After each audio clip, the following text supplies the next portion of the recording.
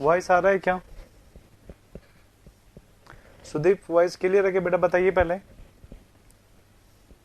चलिए स्टार्ट करते हैं आज आपका नया सब्जेक्ट जिसका नाम क्या है? गुड इवनिंग बेटा, गुड इवनिंग। अच्छा, सब्जेक्ट तो पता है ना कौन सा स्टार्ट कर रहे हैं हम आज?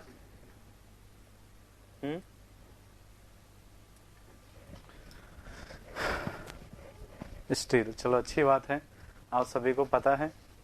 चलिए फिर स्टार्ट करते हैं, ठीक है। और भी बच्चे प्लीज प्रॉपर बनवा देना नोट्स। नहीं बेटा, प्रॉपर तो नहीं बनाएंगे, ऐसे जल्दी जल्दी पढ़ा देंगे, प्रॉपर नहीं बनाएंगे, प्रॉपर नहीं बनाएंगे, जल्दी जल्दी बना देंगे। सुदीप प्रॉपर तो नहीं बनेगा, ऐसे मैं तेज तेज बोलता रहूंगा, तुम सुनते रहना बस, ठीक है? ऐसे तो होता होगा नहीं? तुम कह रहे कि सर प्रॉपर नोट्स बनवा देना।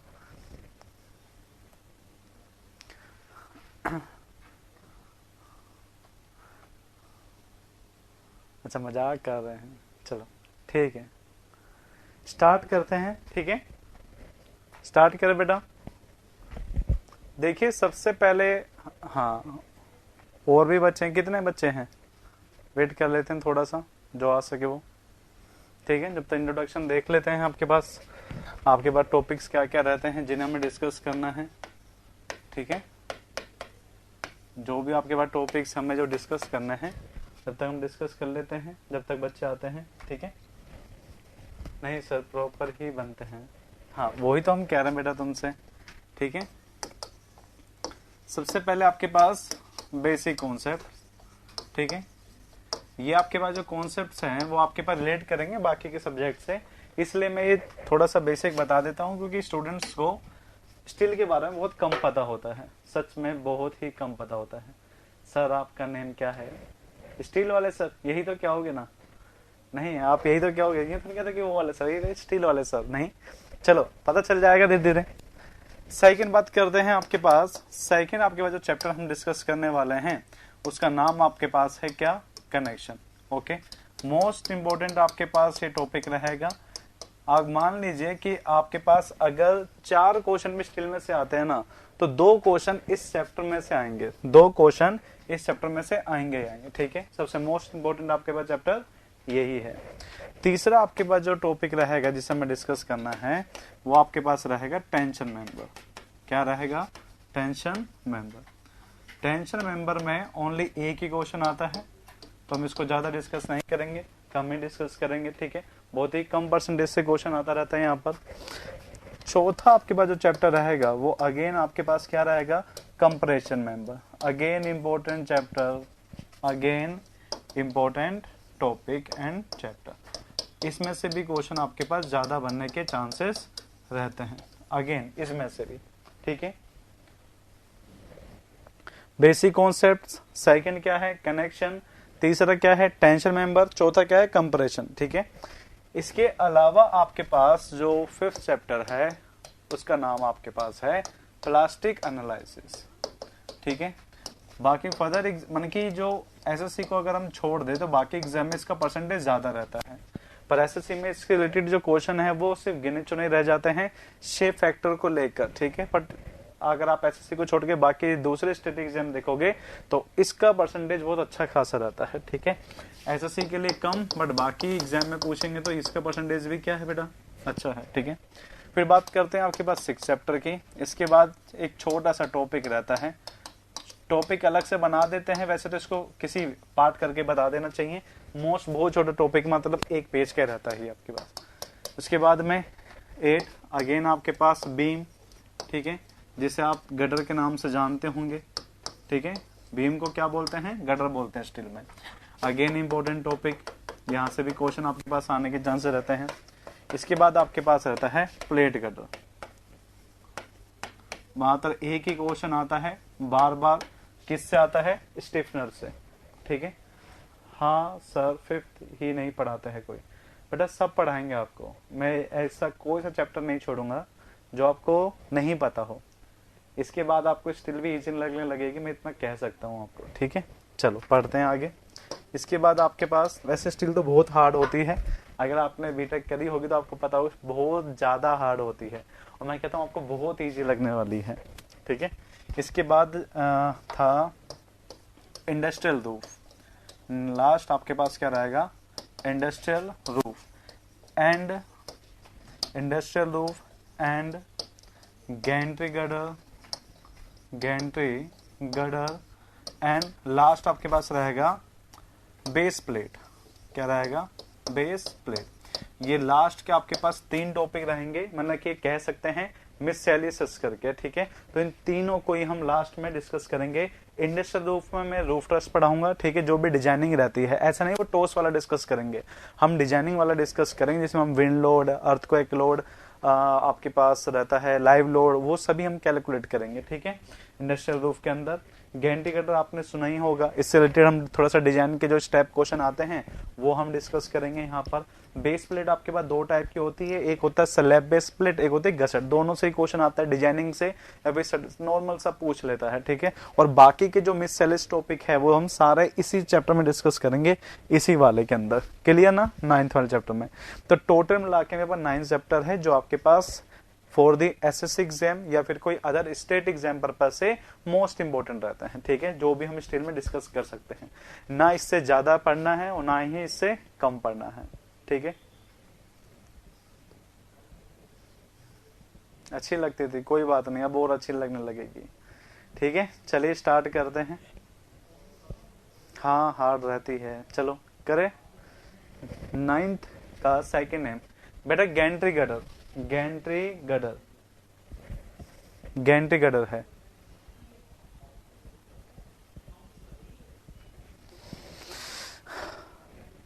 डिपेंड बेटा कि किसको कितना आता है उसी के अकॉर्डिंग। ठीक है बेटा, नीरज नाम है मेरा, नीरज महेश्वरी। ठीक है, बता देता हूँ, चलिए। ठीक है, आज हम बेसिक इंट्रोडक्शन से स्टार्ट करते हैं। ठीक है, सबसे पहले आपके पास बात क्या होती है, बेसिक इंट्रोडक्शन। ठीक, बेसिक इंट्रोडक्शन ऑफ स्टील। ये चैप्टर होता नहीं, मैंने इसमें ऐड कर रखा है। और क्यों ऐड कर रखा है कि जब पढ़ा है स्टील तो मैंने एक बात नोटिस करी थी कि स्टील हम स्टार्ट करते हैं कनेक्शन से, बट हमें क्या ऑब्जर्व देखने को मिलता है कि स्टूडेंट्स को ये नहीं पता होता कि स्टील बनता कैसे है। अभी तक आप लोगों को ये नहीं पता होता कि स्टील बनता कैसे है। एंड सेकंड बात कि स्टील के अंदर प्रपोर्शन क्या क्या होने चाहिए और क्या नहीं होने चाहिए। ये चीज के कारण मैंने अब आपके पास क्या कर दिया, मैंने इसको क्या कर दिया, इसको ऐड कर दिया, क्योंकि अब हमें पता होगा कि स्टील के अंदर कितना परसेंटेज होता है और कौन कौन सा रहता है। ठीक है सर, एकदम 0 से उठाना है, ऐसा समझ के पढ़ाओ। नहीं, हम तो ऐसा मानेंगे तुम्हें सब कुछ आता है तभी हम पढ़ा पाएंगे। सचिन बेटा, हम तो ऐसे मानेंगे तुम्हें सब कुछ आता है उसके बाद ही हम पढ़ा पाएंगे। ठीक है ना। हाँ रवि बेटा, सब कुछ छुड़वाएंगे, सिर्फ ऊपर ऊपर से स्टील पढ़ाएंगे। कैसे कैसी बातें कर रहे हो, मैंने कि स्टार्ट नहीं हो उससे पहले ही तुम ऐसे पूछ रहे हो कब खत्म होगा, कब होने वाला है। पढ़ तो लो बेटा पहले। ठीक है, पहले पढ़ लीजिए, उसके बाद देखिए क्या रहता है। उसके बाद आपको नहीं लगता कि आपको आ रहा है तो मुझे कहना। ठीक है, चलो स्टार्ट करते हैं। मत सोचिए ऐसा कुछ भी। ठीक है, ऐसा कुछ ही मत सोचिए कि तुम्हारा कुछ खराब होने वाला है। मैं कह रहा हूँ कि जिस दिन तुम्हारा स्टील खत्म होगा, या फर्स्ट चैप्टर ही मान लो, जिस दिन तुम्हारा फर्स्ट चैप्टर खत्म होगा तुम क्वेश्चन लगा के देखना, सिंपल सी बात। ठीक है, क्वेश्चन लगा के देखना, और मैं कहता हूँ कि जहां से भी क्वेश्चन लगाना है वहीं से आप लगा के देखना और ऑब्जर्व करना कि आपके नोट्स क्या बन चुके हैं। ठीक है, चलिए। ऐसा मत सोचा करो कुछ भी, कोई टीचर तुम्हारे लिए खराब सोचेगा, वो हमेशा तुम्हारे लिए अच्छे ही सोचते हैं बेटा, तो ऐसा मत सोचा करो। ठीक है, सबसे पहले जो आपको पता होना चाहिए वो आपके पास रहते हैं इंग्रेडिएंट्स। ठीक है, क्या रहते हैं, इंग्रेडिएंट्स ऑफ आयरन। ठीक है, कि आपके पास जो आयरन है, ठीक है, पहले हम देखो स्टील नहीं पढ़ रहे। ठीक है, पहले हम स्टील नहीं पढ़ रहे, पहला मैं आपके पास क्या पढ़ा रहा हूं, आपके पास आयरन को, क्योंकि जो आयरन होता है उस आयरन को ही मैं यूज करके किसको बनाता हूँ, स्टील को। ठीक है, अभी हम स्टील स्ट्रक्चर की बात नहीं कर रहे, अभी हम जस्ट बेसिक पढ़ रहे हैं कि भाई स्टील होता क्या है, तो वो क्या बनता कैसे है। तो स्टील बनता है आयरन से, तो हमें पता होना चाहिए आयरन किससे बनता है। तो हमने फर्स्ट टॉपिक क्या लिखा है, इंग्रेडिएंट्स ऑफ आयरन। तो आपके पास आयरन बनाने के लिए मुझे 3 चीजों की नीड रहती है। पहला आपके पास रहता है आयरन ओर, क्या रहता है, आयरन ओर। दूसरा आपके पास जो टॉपिक आपके पास मटेरियल है वो आपके पास क्या रहता है, लाइम।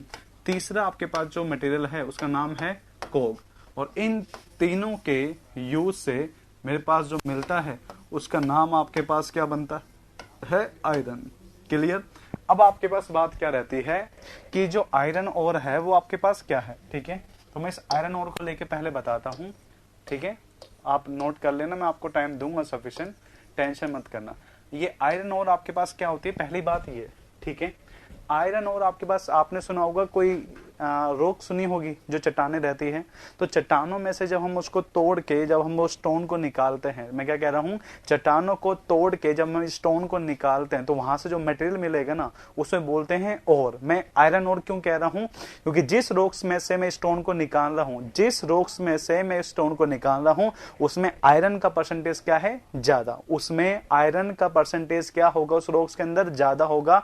और उसी रॉक्स को मैं यूज लूंगा किसको बनाने के लिए, आयरन को बनाने के लिए, और उसे क्या कहते हैं, आयरन ओर कहते हैं। क्लियर। हाँ, इग्नियस, सेडिमेंट्री एंड मेटामॉर्फिक, ठीक है ना। हाँ, इन्हीं रॉक्स के बात करेंगे कब, बीएमसी जब पढ़ेंगे, ठीक है। चलो, आयरन ओर्स आपके पास रहती हैं 2 टाइप की, ठीक है। कितने टाइप की रहती है बेटा, 2 टाइप की आपके पास रहती है। कौन कौन सी है मेनली, एक तो आपके पास ये रहती है हेमेटाइड, ठीक है। कौन सी रहती है, हेमेटाइड। और दूसरी आपके पास जो रहती है उसके नाम आपके पास है मैग्नेटाइड। उसका नाम आपके पास क्या है, मैग्नेटाइड। दोनों ही आपके पास प्योरिटी रेंज ज्यादा होती है। अगर कंपेयर करें दोनों को ही तो सबसे ज्यादा आपके पास प्योरिटी रेंज होती है किसमें, मैग्नेटाइड में ज्यादा होती है, मैग्नेटाइड के अंदर। सही बोलते हैं उनको सर, आयसक बोलते हैं, हाँ पता नहीं हिंदी में क्या बोलते हैं, ठीक है। पता नहीं हिंदी में बेटा क्या बोलते हैं, बट उसको और कहते हैं जो आपके पास चट्टानों से निकाले जाते हैं स्टोन, ठीक है। अब आपके पास क्या रहता है कि अगर इन दोनों को ही कंपेयर करें कि भाई इस आयरन ओर के अंदर से मुझे कौन सा बेटर रहता है, तो बात करते हैं बेटर हमें रहता है मैग्नेटाइड। बस बात क्या है कि जो आपके पास मैग्नेटाइड है ना, हाँ जो आपके पास मैग्नेटाइड है वो आपके पास बहुत कम क्वांटिटी में मिल पाता है। तो अब कम क्वांटिटी मिल पा रहा है, बट हमें जो स्टील का प्रोडक्शन हो तो ज्यादा करना है, स्टील का प्रोडक्शन ज्यादा करना है तो मुझे आयरन भी ज्यादा लेना पड़ेगा। तो मुझे एक ऐसी आयरन की जरूरत थी कि जो आपके पास ज्यादा क्वांटिटी मिल सके ओवरऑल इंडिया। तो आपके पास जो मैग्नेटाइड, आपके पास जो हेमेटाइड वाला है वो इजीली से अवेलेबल हो जाता है। कि मतलब मान के चले कि कहीं पर आपके पास लोहे की खान निकलती है तो वो जनरली आपके पास कौन सा आयरन निकलेगा वहां से, हेमेटाइड वाला। इसी कारण से हम जनरली जो स्टील को बनाने के लिए जो आयरन ओर का यूज करते हैं वो कौन से यूज करते हैं, हेमेटाइड। मैं क्या कह रहा हूं, अगर प्योरिटी की ज्यादा बात करेगा तो मैग्नेटाइड है, बट जब मैं बात करूंगा कि ज्यादा क्वांटिटी किसमें अवेलेबल है तो वो काम नाम क्या रहेगा आपके पास, हेमेटाइड का, ठीक है। तो क्या लिखेंगे आपके पास हेमेटाइड में, most of quantity available, most of quantity available, ठीक है। मोस्ट ऑफ क्वांटिटी अवेलेबल, ठीक है। इसका आपके पास मैग्नेटाइड का क्या है कि अवेलेबल कम अमाउंट में होती है, इस कारण से हम इसको ज्यादा कम यूज करते हैं, ठीक है। अब मैं क्या कहा था कि और होती है, ये क्या होती है, ये दोनों और होती है। तो ये आपके पास स्टोन होते हैं और स्टोन आपको पता है कि नेचुरली बनते हैं जियोलॉजिकल फॉर्मेशन से। तो ऐसे तो हम कह ही नहीं सकते कि जो मैं अगर ये चीज मुझे अगर स्टोन मिल रहा है तो इसमें पूरा की पूरा आपके पास आयरन होगा, क्योंकि नेचुरली बनी है। तो नो डाउट कि इसमें साथ में आयरन मटेरियल के साथ में इम्प्योरिटी भी होगी। तो यहां पे अगर आप इन दोनों का रेशियो आप चेक करते हैं तो ये अप्रोक्सीमेट 70:3 में पाए जाते हैं, 70:30 में पाए जाते हैं। जहां पे 70 आपके पास, जैसे कि 100% आपके पास एक कोई स्टोन मिला, उस 100% के अंदर आपके पास 70% क्या रहेगा, आयरन, ओके। और 30% आपके पास क्या रहेगा, इम्प्योरिटी। क्या रहेगा, इम्प्योरिटीज रहेगी, ठीक है। क्या रहेगा, इम्प्योरिटी। याद रखना कि अगर पूछे कि आपके पास इन और के अंदर आयरन और इम्प्योरिटी का रेशियो कितना है, 7:30 रेशियो। याद रखने, रेशियो पूछ रखा है, ठीक है। ये रेशियो आपसे पूछ रखा है तो ये रेशियो भी याद रखना। दूसरी बात, कौन सी और ज्यादा यूज में ली जाती है, तो नाम क्या है उसका, हेमेटाइड ओर, ठीक है। अब आपके पास बात क्या करते हैं कि दूसरी बात कि हम यहाँ पर यूज करते हैं लाइम को। लाइम क्यों यूज किया जाता है? क्योंकि आयरन को पिघलाने के लिए, आयरन को गर्म करने के लिए फर्नेस पर या फिर मेल्ट करने के लिए फर्नेस पर मुझे ज्यादा टेम्परेचर का रिक्वायरमेंट रहता है, अप्रोक्सीमेट 30,000 के, सॉरी 3000 के आसपास। तो मुझे क्या करना है उसको, अगर मैं इतने ज्यादा टेम्परेचर पर लेके जाऊंगा तो मुझे फ्यूल ज्यादा चाहिए, तो ये कॉस्ट बढ़ जाएगा। तो उसको मैं कम टेम्परेचर पर पिघलाने के लिए मैं यूज करता हूं लाइम का। मैं क्या यूज करता हूं? लाइम का। लाइम आपके पास क्या करता है कि जहां पे आपके पास आयरन को आपको 3000 डिग्री सेल्सियस पे गर्म करके पिघलाना होगा, ये मात्रा आपके पास 1600-1800 डिग्री के आसपास से उसको पिघला देता है। ठीक है, तो इसको यूज करते हैं as a flux, act as a flux which reduce the temperature of iron,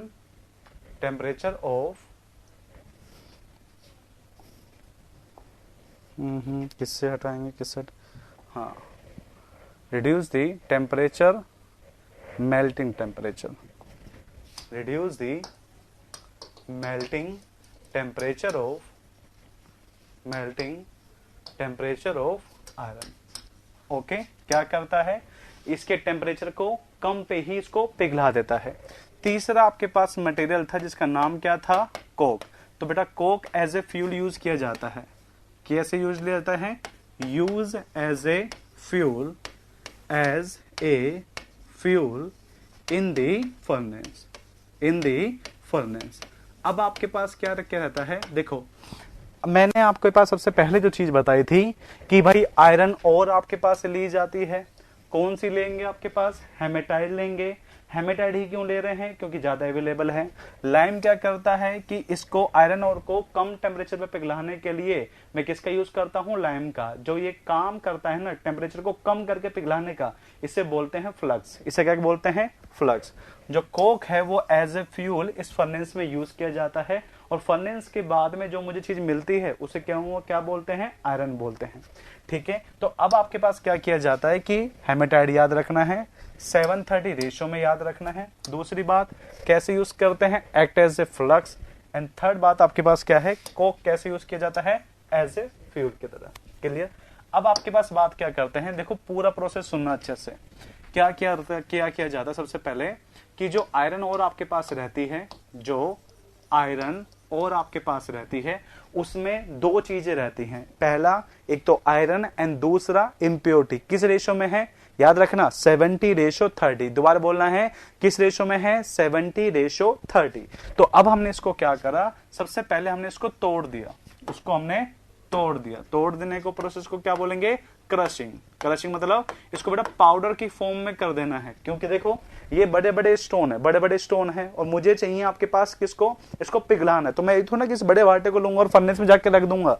मैं पहले इस आपके पास जो ये आयरन ओर है जिसमें इम्प्योरिटी है 70:30 का, 70 आयरन है, 30 यहाँ पे क्या है? इम्प्योरिटी। इसको पीस दो, इसको पूरी तरीके से पीस दो कि पाउडर फॉर्म बन जाए। पीसने को क्या बोल दिया? क्रशिंग। पाउडर फॉर्म जब बनता है ना तो पूरी जगह पे यूनिफॉर्म होना चाहिए। यहाँ पे भी जैसे मान लो भाई इस पूरे सरफेस पर क्या है? इसका पाउडर है। तो यहाँ पर जो भी पाउडर है ना वो क्या होना चाहिए? यूनिफॉर्म। तो जब से ही क्रश हो जाता है ना तो उसके ऊपर रोलर फेरते रहते हैं और प्रोसेस क्या बन जाता है? रोलिंग। क्या बन जाता है? रोलिंग। याद रखना कि इसके प्रोसेस के अंदर एक प्रोसेस चलता है क्रशिंग और रोलिंग। क्या बनाने के लिए? फॉर यूनिफॉर्म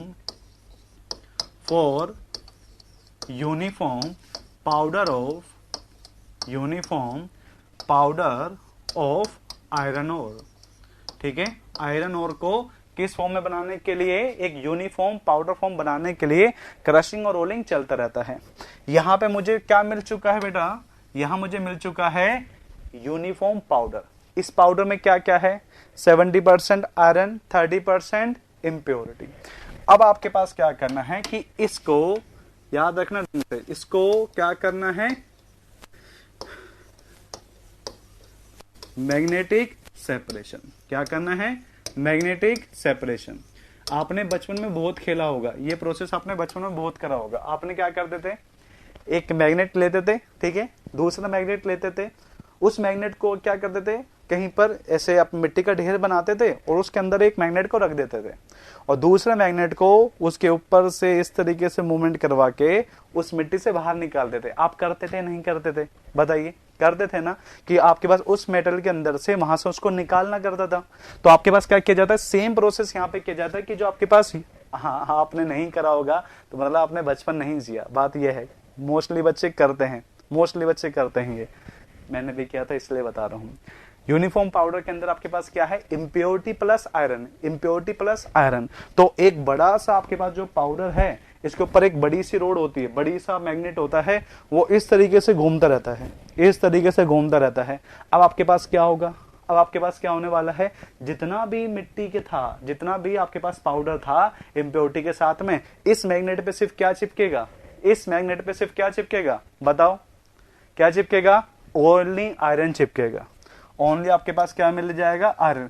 बट आपने एक चीज देखी थी क्या वहां पर, जब मैंने उस मैग्नेट को मिट्टी के अंदर छिपाया था ना, तो जब मैग्नेट को उसके ऊपर से करते हैं तो उस मैग्नेट तो आता है, कुछ इम्प्योरिटी भी, मिट्टी भी आ जाती है। मतलब होता क्या है कि जब लंबे टाइम तक कुछ इम्प्योरिटी आयरन के साथ रहती है तो उनके अंदर भी कुछ मैग्नेटिक प्रॉपर्टी जनरेट हो जाती है, जिस कारण से जब मैं उसको वहां से निकालता हूं ना तो साथ में कुछ इम्प्योरिटी भी साथ में आ जाती है। कंप्लीटली आयरन नहीं आ पाएगा, पर बात क्या था कि पहले जो 70:30 था वो अब 30 नहीं रहेगा, वो आपके पास ओनली कितना रहेगा, 10 या 15% तक। मतलब वो इम्प्योरिटी जो थी ज्यादा अमाउंट में, वो अब क्या हो चुकी है, कम हो चुकी है। क्लियर क्या, क्लियर क्या, हाँ कम हो चुकी है, बिल्कुल सही। तो ये आपके पास मैग्नेटिक सेपरेशन करके जो आपके पास इम्प्योरिटी था उसके परसेंटेज को, मतलब उसके प्रपोर्शन को कम किया जाता है, उसके प्रपोर्शन को कम किया जाता है, याद रखना, ठीक है। मैं इसके बाद का प्रपोर्शन आगे लिख रहा हूं। प्रोसेस मैग्नेटिक सेपरेशन से जब आता है तो इसके अंदर एक चीज और डाल दी जाती है, लाइम डाल दिया जाता है कि कम टेम्परेचर पे पिघले, प्लस कोक डाल देते हैं फ्यूल के साथ में, और इसको ले जाते हैं कहां पे, ब्लास्ट फर्नेस में। कहां ले जाते हैं, ब्लास्ट फर्नेस में। बेटा ये इस बार के SSC 2020 का 29 वाले इवनिंग वाले पेपर का था। 29 का जो इवनिंग का पेपर हुआ था उसमें था कि ब्लास्ट फर्नेस से किस आयरन को निकाला जाता है। तो जैसे इसको ब्लास्ट फर्नेस में डालते हैं तो उसके बाद मुझे मिलता है पिग आयरन, जिसे हम क्या बोलते हैं, कच्चा लोहा। क्या बोलते हैं, कच्चा लोहा। और इस ब्लास्ट फर्नेस के अंदर जो टेम्परेचर रखा जाता है वो 1600-1800 डिग्री के आसपास रखा जाता है, ठीक है। टेम्परेचर नहीं पूछता, याद रखना, टेम्परेचर नहीं पूछता। टेम्परेचर पूछता है ओनली सीमेंट का, टेम्परेचर पूछता है ब्रिक का। ये दो टेम्परेचर याद रखना, ब्रिक और सीमेंट वाले। सीमेंट का रहता है 1400 से 1600, एक बोलता है तो 1400, और ब्रिक का बोलता है तो आपके पास 900 से 1200, एक बोलता है तो 900, ठीक है। वहां के टेम्परेचर पूछता है, यहाँ के फर्नेस के नहीं पूछता, क्योंकि यहाँ पे नंबर्स ऑफ फर्नेस आती है, नंबर्स ऑफ फर्नेस आती है। तो जब पिग आयरन बनता है तो उसके अंदर आपके पास दो चीजें हमें ये पता होना चाहिए कि भाई अब इसमें इम्प्योरिटी कितना बच गया, मुझे ये पता होना चाहिए। इम्प्योरिटीज कितनी बच गई, इसमें इम्प्योरिटीज रह जाती है 5 से 6%। और इस आयरन के अंदर जो आपके पास कार्बन कंटेन रहता है, कार्बन कंटेन जो आपके पास रहता है वो रहता है 4 से 5%। क्लियर, याद रखना। जो इम्प्योरिटी वहां से हटाना, हाँ होगी बेटा, जब होगी तो उसके लिए पहले से याद रखो, ठीक है। तो मैं क्या कहना चाह रहा हूं कि जो इम्प्योरिटी थी जो आपके पास इस फर्नेस से पहले 30 से 15, 10 से 15, और अब कितनी हो चुकी है फर्नेस के बाद में, ओनली 5 से 6, ओनली बेटा 5 से 6। और उसके बाद मुझे जो बनता है उसे क्या बोलते हैं, कच्चा लोहा। क्या बोलते हैं, कच्चा लोहा। क्लियर क्या यहां तक प्रोसेस क्लियर कि भाई मुझे कच्चा लोहा कैसे मिल रहा है, जिसका नाम क्या है, पिग आयरन। याद रखना किस फर्नेस से बना है, ब्लास्ट फर्नेस से। क्लियर ना यहां तक, हाँ। अभी सब कुछ बताऊंगा बट है ना, अभी थोड़ा शांति रखना, थोड़ा धीरज रखना, क्योंकि चीजें धीरे धीरे क्लियर होती जाएगी, ठीक है ना। अभी कुछ पूछोगे तो मैं यही कहने वाला हूं कि आगे वो चीज आएगी, तो वेट करो और देखो आगे क्या क्या मिलता है। वो जो नहीं मिलता तो तुम कहना कि हाँ सर वो चीज रह रही है, ठीक है ना। तो अभी वेट करना, अभी चीजें सुनते जाना, अभी बहुत चीजें बच रही है। बना लो डायग्राम, यहाँ से ये बना लीजिए, यहाँ से बनाइए, यहाँ तक। थोड़ा न्यू लग रहा है बेटा, बहुत चीजें नहीं मिलने वाली है तुम्हें, बहुत चीजें नहीं मिलने वाली है, और तुम्हें बहुत अच्छी चीजें मिलने वाली है, इतना मैं कह सकता हूं तुम्हें, ठीक है। नोट करते जाओ, मुझे बताते जाना। हाँ बेटा फर्स्ट स्लाइड ही तो है। अच्छा वहां से दिखाना है क्या? मैं वहां सिर्फ इंट्रोडक्शन लिखा था।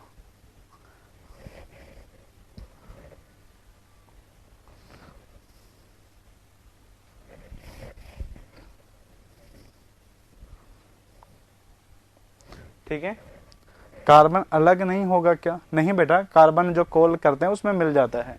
ठीक है, अब यहां से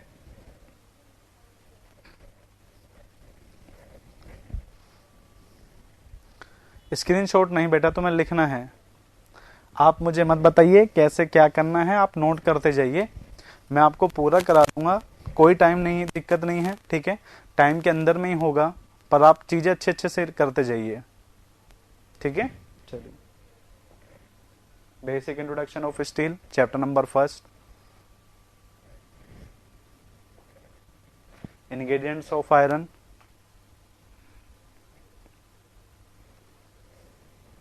कितने डे लगते हैं जी बेटा? डिपेंड आपके ऊपर करता ही है, ये मेरे ऊपर डिपेंड नहीं करता। आप जितना जल्दी लिखोगे, आप उतना जल्दी समझोगे, उतना टाइम लगता है। मेरे पे डिपेंड नहीं करता, डिपेंड करता है कि स्टूडेंट को कितना समझ में आ रहा है, क्योंकि मैं चाहता हूँ कि आपको पूरा समझ में आए, तो उसके लिए कोई टाइम नहीं होता। मैं कह रहा ना, मेरे लिए तो 1.5 घंटे हैं, मैं तो 1.5 घंटे में पूरे स्टील करा दूंगा।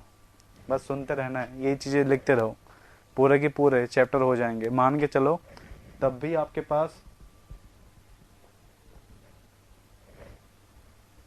1.5 घंटे में स्टील होती है। हाँ देख लेना, 26 तारीख से क्लास लगेगी बीएमसी की क्रैश कोर्स में। मेरे लिए सिर्फ मात्र 2.5 घंटे का है, बट मैं तब भी आपके लिए उस क्लास को 15 से 16 घंटे में लेके ख़त्म करवाऊंगा। ठीक है, और मैं कह रहा हूँ कि उसके बाद में अगर 25 क्वेश्चन है ना बीएमसी के, तो 25 में से मान के चलिए कि आपके 20 से 22 क्वेश्चन होंगे सिर्फ उस क्रैश कोर्स से, अब तक के सारे बुक से कहीं से लगाना उसमें। ठीक है,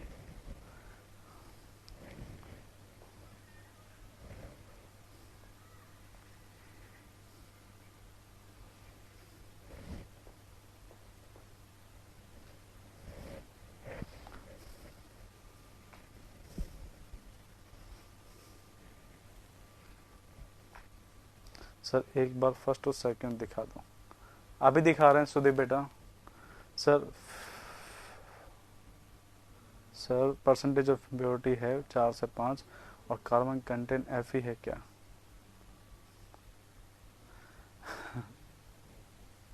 बेटा Fe क्या है? Fe वही तो है, आयरन नहीं तो उसके अंदर। ठीक है, देख लो एक बार, जल्दी देख लो। ये पहला है टॉपिक, ठीक है, ये दूसरा है। अब मैं साथ साथ लिखवाता हुआ चलूंगा क्योंकि आप लोगों को टाइम क्या लगता है।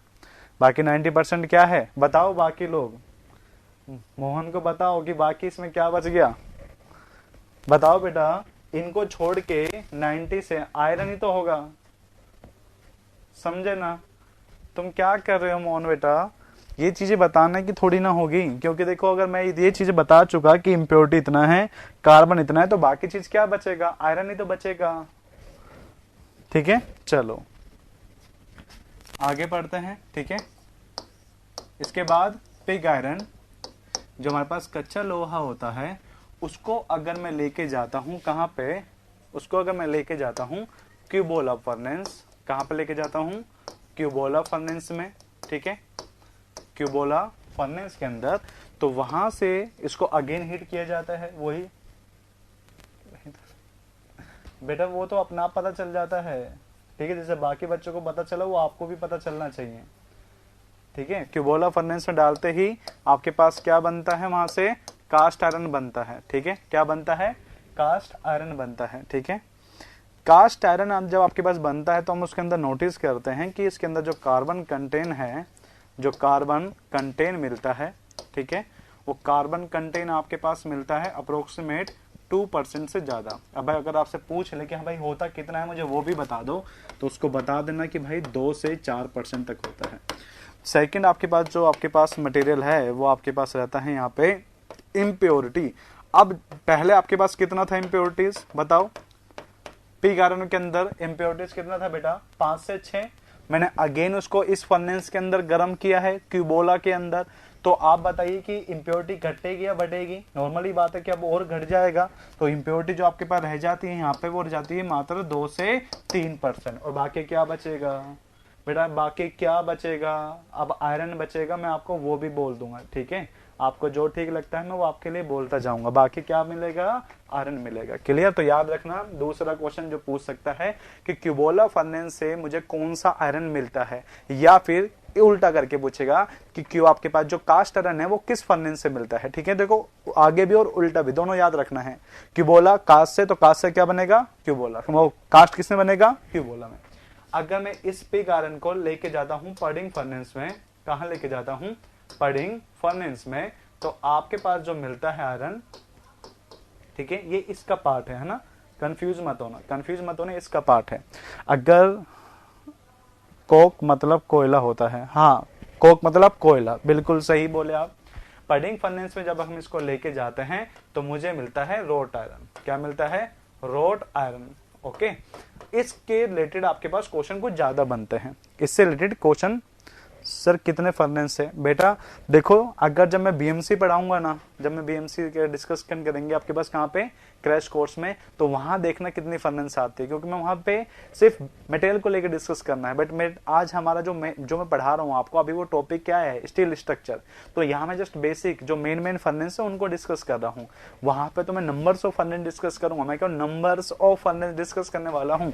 यहाँ पे भी मैं आपको 3 फर्नेस बता सकता हूँ, यहाँ पर भी, और यहाँ पे तो 7 फर्नेस होती है जब स्टील बनता है। बट अभी हम क्या पढ़ रहे हैं? स्टील, और ओनली स्टील का बेसिक पढ़ना है अभी, ठीक है ना? चलो, जो आपके पास रोट आयरन है, रोट आयरन के अंदर आपके पास मोस्टली क्वेश्चन बनते हैं, ठीक है? हाँ, यहां के लिए आपको यही याद रखना है, मोस्ट इंपोर्टेंट क्यूबोला है और इसके लिए पडिंग है, ठीक है? पडिंग है। आ जाओ आप ही, ठीक है? रोट आयरन रहता है। रोट आयरन के अंदर आपके पास क्या रहता है कि जब मैं इसके अंदर इम्प्योरिटी को चेक करता हूं, जब मैं इसके अंदर इम्प्योरिटीज को चेक करता हूं, तो इम्प्योरिटीज बेटा अप्रोक्सीमेट 0 मिलती है। मतलब कुछ पॉइंट, सर क्लास इतनी लगती है, क्रैश कोर्स लेने का टाइम ही नहीं मिलता। बेटा मिलेगा। अच्छा, क्लास इतनी लगती है क्रैश कोर्स, मैं कह रहा हूँ कि एक बार देख लेना, आपको बहुत अच्छा लगेगा। बीएमसी बेटा 25 नंबर का है, ठीक है, इसलिए कह रहा हूँ। चलो, इम्प्योरिटीज देखो कितनी होती है, मात्र 0.0 कुछ परसेंटेज। कितनी होती है? 0 कुछ परसेंटेज। तो हम बोल देते हैं कि अप्रोक्सीमेट कितनी होती है? 0। क्या होती है अप्रोक्सीमेट? कितनी हो जाती है? 0। 0 होने के कारण से इसका बेटा जो दूसरा नाम है ना, इसका जो दूसरा नाम है, इसका पड़ जाता है प्योर आयरन। इसी को ही बोलते हैं प्योर आयरन। और क्यों बोल रहा है? क्योंकि इसके अंदर अप्रोक्सीमेट कितनी होती है? अप्रोक्सीमेट 0 होती है, 0.0 कुछ करके, बट हम मान लेते हैं कि कितना हो गया? अप्रोक्सीमेट 0 हो गया। दूसरी बात आपके पास क्या है कि यहाँ पे जो आपके पास कार्बन कंटेन है, जो आपके पास कार्बन कंटेन है, वो आपके पास कितने से कम होता है? 0.1% से कम। और जब कार्बन कम होता है ना, तो उसकी स्ट्रेंथ तो कम हो जाती है, बट आपके पास एक चीज होती है ना, वो सडनली से बढ़ जाती है, जिसको बोलते हैं डक्टिलिटी। अब डक्टिलिटी आपके पास प्रॉपर्टी क्या होती है कि डक्टिलिटी वो प्रॉपर्टी होती है जिस कारण से मैं मटेरियल को खींच सकता हूं विदाउट एनी, क्या? Without any fracture. मतलब उसको मैं खींच सकता हूं आराम से, मतलब खींचने के बाद नहीं से वापस आ जाती है, खींच लो आराम से, बहुत लंबे लंबे चीजें कर दो उसको, ठीक है? जो कहते हैं ना मेलेबिलिटी, या खींच के तार बना देते हैं, वो सब कुछ इसमें मिल जाता है। तो मतलब जितने भी स्टील की चद्दरें होती है ना, वो सभी स्टील की बनती है, क्योंकि इसको कितना खींच लो ये टूटता नहीं है। इसकी प्रॉपर्टी यही है कि कभी भी टूटता नहीं है, ठीक है? अनब्रेकेबल होता है ये। तो कार्बन कम है, और ये मैंने क्या कहा कि कभी नहीं टूटता, कितना ही खींच लो। इसी कारण से बेटा इसका दूसरा जो नाम पड़ जाता है ना, वो नाम पड़ गया इसका क्या? Soft iron. नाम क्या पड़ गया? Soft iron. क्लियर? तो पूछ लेता है कभी कभी आपसे क्वेश्चन में कि सॉफ्ट, हाँ थिन वायर इसी से बनते हैं। कभी कभी आपसे पूछ लेता है एग्जाम में कि आपके पास सॉफ्ट आयरन कौन सा है? पडिंग है, रोट है, पडिंग है, कास्ट है, आपके पास पिग आयरन है, स्टील है। किसको आपके पास सॉफ्ट आयरन कहते हैं? रोट आयरन को कहते हैं। दूसरा कि प्योर आयरन किसको बोलते हैं? कास्ट को, आपके पास कास्ट को, रोट को, पिग को, स्टील को। तो नाम क्या आएगा? यही है, ठीक है ना? तो याद रखना, प्योर क्यों बोला? क्योंकि अप्रोक्सीमेट आपके पास 0 इंप्योरिटी है। सॉफ्ट क्यों बोला? क्योंकि कार्बन कंटेन लेस देन 1% होता है, लेस देन 1% होता है। और जब इसको यहां पे है ना, यहां ले जाके ये बनाना है आपको, ठीक है? आप किसी पेज में, और मैं इस चीज को आगे बना रहा हूं, ठीक है? यहाँ पर। अब आपके पास यहाँ पे 3 फर्नेस होती है, ठीक है। 3 फर्नेस आपके पास कौन कौन सी होती है, नाम ये बहुत बार आते हैं, ठीक है। कौन कौन से, या तो आपके पास बोल देगा ओपन हर्थ फर्नेस, ठीक है, ओपन हर्थ फर्नेस, क्लियर। दूसरा बोलता है आपके पास, ये नाम ज्यादा आता है, बेसमर, बेसमर फर्नेस।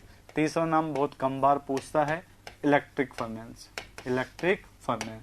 और आपके पास इन तीनों फर्नेस से बेटा, इन तीनों फर्नेस से एक चीज बनती है जिसका नाम क्या है, स्टील, जिसका नाम क्या है, स्टील। हमें इसको पढ़ना है, पता है, हमें इसको पढ़ना है, ठीक है। अब आप, हाँ तो बेटा मैंने आपको, आप बना क्यों रहे हो, मैंने आपको कहा क्या, मैंने आपको क्या कहा है कि आपको मैं अपने आप लिखवा दूंगा, आप इसकी टेंशन मत लीजिए, मैं आपको सफिशिएंट टाइम दूंगा, तो आप बस मेरी बातों को सुनते रहिए, मेरी बातों को प्लीज सुनते रहिए। सो सुनते वक्त कभी भी नोट डाउन नहीं करते, समझे क्या, नोट करने के बाद आपको नोट करना है, सुन लीजिए, ठीक है ना। हाँ एक ही नाम है ये, 3 नहीं, अलग अलग है ना। ओपन हर्थ फर्नेस यूज करो तो भी स्टील बनेगा, बेसमर यूज करो तो भी स्टील बनेगा, इलेक्ट्रिक करो तो भी स्टील बनेगा। सबसे पुराना, लेटेस्ट और ये बीच का, बट अभी भी यही यूज करते हैं। ये लेटेस्ट है बट आपके पास कोर्स ज्यादा रखती है इसमें, ठीक है। इतना ज्यादा नहीं पढ़ना आपको, सिर्फ पता होना चाहिए कि इन फर्नेस से क्या बनता है, स्टील। और स्टील का आपके पास जो कार्बन कंटेंट है, स्टील का जो आपके पास कार्बन कंटेंट है वो आपके पास रहता है कितना, 0.1 से लेकर 1.5%। एंड दूसरी बात, आपके पास ऐसा नहीं कह सकते कि इसमें इम्प्योरिटीज नहीं होती, इसमें भी कुछ ना कुछ इम्प्योरिटीज रहती है। और कितनी रहती है, मात्र 1 से 2%। कितनी होती है, मात्र 1 से 2%। क्लियर। अब नोट कर लीजिए और जो आपके पास पूछना है वो पूछ लीजिए, बना लीजिए इसको यहां से। अब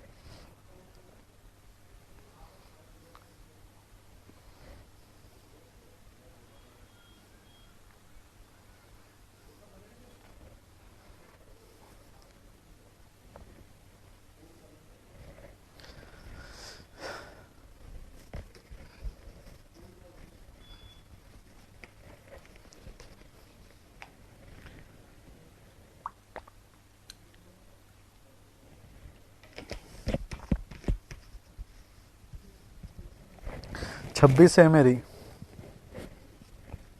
26 से 27 है। मैग्नेटिक सेपरेशन बेटा आपके पास क्या होता है कि एक पाउडर ऐसे फैला रहता है और उसके ऊपर मैग्नेटिक इस तरीके से मूवमेंट करवाते रहते हैं मैग्नेट का, और मैग्नेट आके चिपकता रहता है यूट्यूब पर।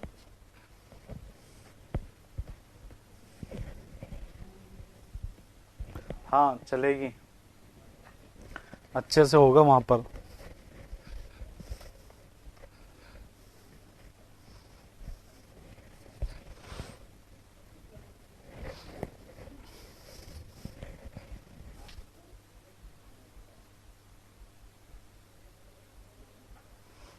पता नहीं, टाइम का नहीं पता। हाँ सचिन बिल्कुल सही, 6 फर्नेस पता होना चाहिए। ओपन, बेसमर एंड इलेक्ट्रिक यूज करते हैं स्टील को बनाने के लिए। पडिंग फर्नेस हम यूज करते हैं आपके पास रोड को बनाने के लिए। क्यूबोला यूज करता हूँ कास्ट को।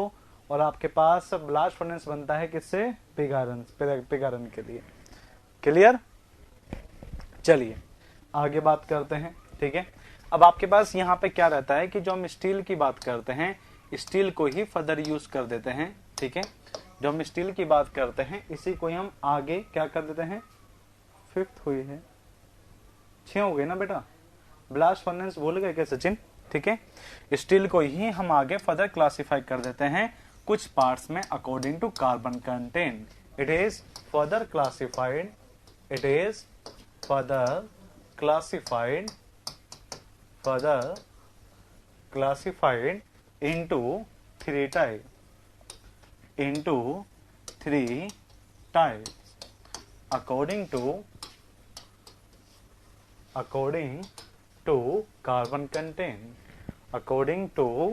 carbon content, okay. याद रखना, जो आपके पास यहाँ पे जो कार्बन कंटेंट है स्टील के लिए वो कितना बताया था मैंने, 0.1 से 1.5%। तो बेटा इसी कार्बन कंटेंट के अकॉर्डिंग यहाँ पर आपके पास जो स्टील है वो आपके पास 3 पार्ट में डिवाइड हो जाते हैं। अब वो 3 आपके पास पार्ट कौन कौन से हैं, चलो उनके बारे में भी डिस्कस कर लेते हैं। पहला जो आपके पास नाम है उसका नाम आपके पास होता है लो कार्बन स्टील। नाम क्या है, लो कार्बन स्टील। इस लो कार्बन स्टील को लो कार्बन क्यों कहा गया, क्योंकि पहला रीजन हम यहाँ पे जो बात कर रहे हैं वो करते हैं क्या, अकॉर्डिंग टू कार्बन कंटेंट हमने इसको क्लासिफाई किया है। तो अगर आपके पास कार्बन कंटेंट स्टील के अंदर, अगर आपके पास जो कार्बन कंटेंट है स्टील के अंदर वो कम है, कितने से कम है, वो आपके पास कितना है 0.1 से 0.3%, तो इसे बोलते हैं, अगर कार्बन कंटेंट आपके पास कितना है 0.1 से 0.3% है तो उसे हम क्या बोलते हैं, लो कार्बन स्टील। ठीक है, if carbon contain 0.1 to 0.3%, then it's known as low carbon steel, known as low carbon steel। Okay, अब यहाँ पे पास दूसरे बात जो आपसे बार बार पूछता है, लो कार्बन स्टील को किस नाम से जाना जाता है, याद रखना मोस्ट इंपोर्टेंट है। ठीक है, low carbon steel also known as mild steel. सुना होगा ना आपने माइल्ड स्टील। तो आपके पास माइल्ड स्टील का एक टाइप होता है। शॉर्ट नोट्स लग रहे हैं, शॉर्ट नोट्स नहीं है बेटा, यही आपके पास प्रॉपर नोट्स है, यही आपके पास प्रॉपर नोट्स है। पर बात ही आपके पास पता है क्या है कि ये बेसिक चल रहा है, इसलिए आपको ऐसा लग रहा है, इसलिए आपको ऐसा लग रहा है। ठीक है, कार्बन कंटेंट जब 0.1 से 0.3% होता है तो उस स्टील को क्या बोलते हैं, लो कार्बन स्टील। क्या बोलते हैं, लो कार्बन स्टील। और इस लो कार्बन स्टील को ही क्या बोला जाता है, माइल्ड स्टील। क्या बोला जाता है, mild steel.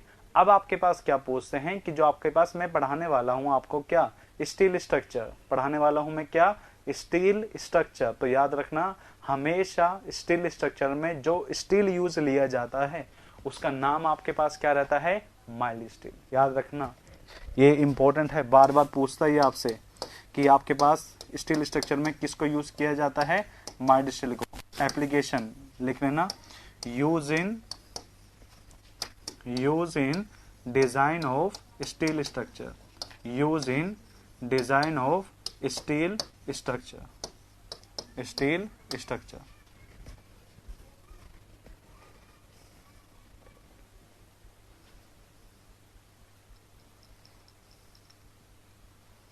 Use in design of steel structure.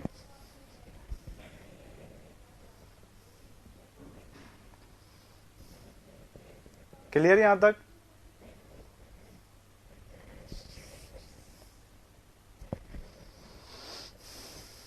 चलिए नेक्स्ट आपके पास बात करते हैं। नेक्स्ट आपके पास क्या होता है, medium carbon steel. Medium carbon steel, medium carbon आपके पास स्टील किसे बोला जाता है, अगर आपके पास जो कार्बन कंटेन है, अगर आपके पास कार्बन कंटेन है in steel in the range of 0.3 to 0.8%। अगर आपके पास कार्बन कंटेन स्टील के अंदर किस रेंज के अंदर है, 0.3 से 0.8%, तो उसे हम क्या बोलेंगे, मीडियम कार्बन स्टील। क्या बोलेंगे बेटा, मीडियम कार्बन स्टील। क्लियर क्या, क्लियर यहां तक? Because it's modulus of electricity is very high. बिल्कुल सही बात है।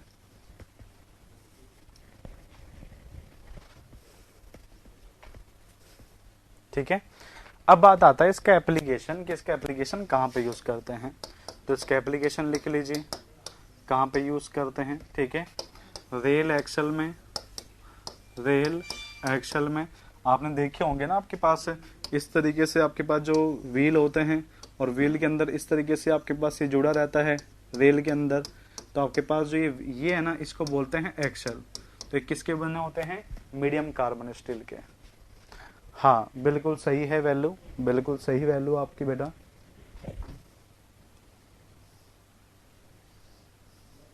ठीक है, सर आपने .1 से .1 लिखवाया था ना स्टील का, तो कब लिखवाया? .1 से .3 लिखवाया ना बेटा।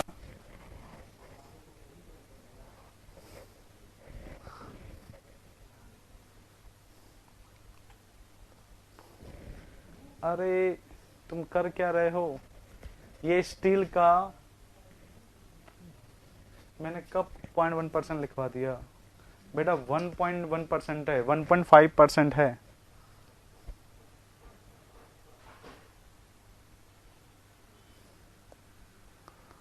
क्या कर रहे हो तुम खाना नहीं खाते हो, तुम कंटिन्यू क्लास लेते हो शायद। ठीक है, क्लियर क्या यहां तक? ठीक है, ऐसे पढ़ोगे तो बेटा कैसे बात बनेगा। आपके पास लास्ट कौन सा है, high carbon steel. High carbon steel आपके पास क्या होते हैं, आपने कभी सुने होंगे आपके पास स्टील के, आपके पास आरसीसी के अंदर HYSD बार, Fe415, Fe500, Fe550 सुने होंगे ना अपने पास HYSD स्टील। तो वो सारे इसी कार्बन के, सारे इसी स्टील के बने होते हैं, वो इसी स्टील के बने होते हैं। ठीक है, अगर आपके पास जो कार्बन कंटेन है स्टील के अंदर, अगर आपके पास कार्बन कंटेन स्टील के अंदर, अगर आपके पास कार्बन कंटेन स्टील के अंदर किस रेंज के अंदर है, in the range of 0.8 to 1.5%, तो इसको हम क्या बोलेंगे? तो बेटा हम इसको क्या बोलेंगे, high carbon steel, then known as high carbon steel. Clear? अरे नहीं, कंफ्यूजन हो गया था, तभी कहता हूँ किसी और के बारे में मत सोचा करो क्लास लेते वक्त, तभी होता है ऐसा। तुम बैठे यहाँ हो, सोच किसी और के बारे में रहे हो, तभी कहते हैं मत सोचा करो इतना। ठीक है, चलो एप्लीकेशन की बात करते हैं कि आपके पास इसको कहाँ पे यूज़ किया जाता है।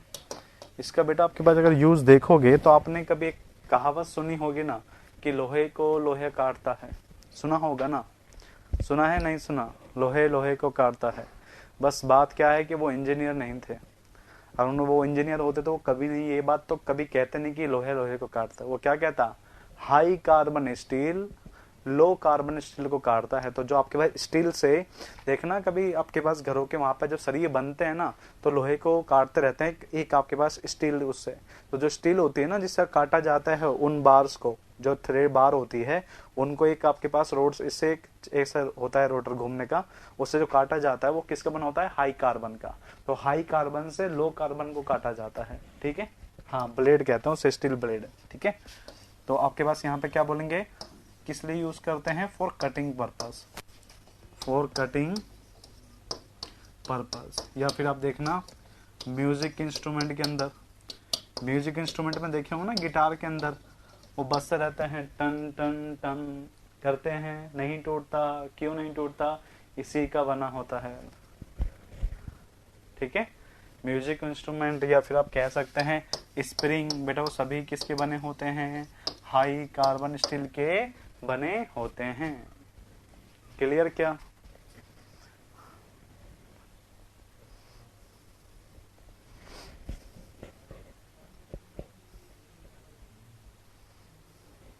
हाँ आप नोट करते चलिए बेटा, तभी तो आपको टाइम दे रहे हैं बीच बीच में।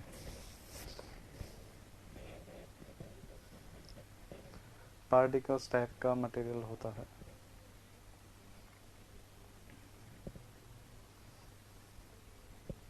ठीक है, चले आगे।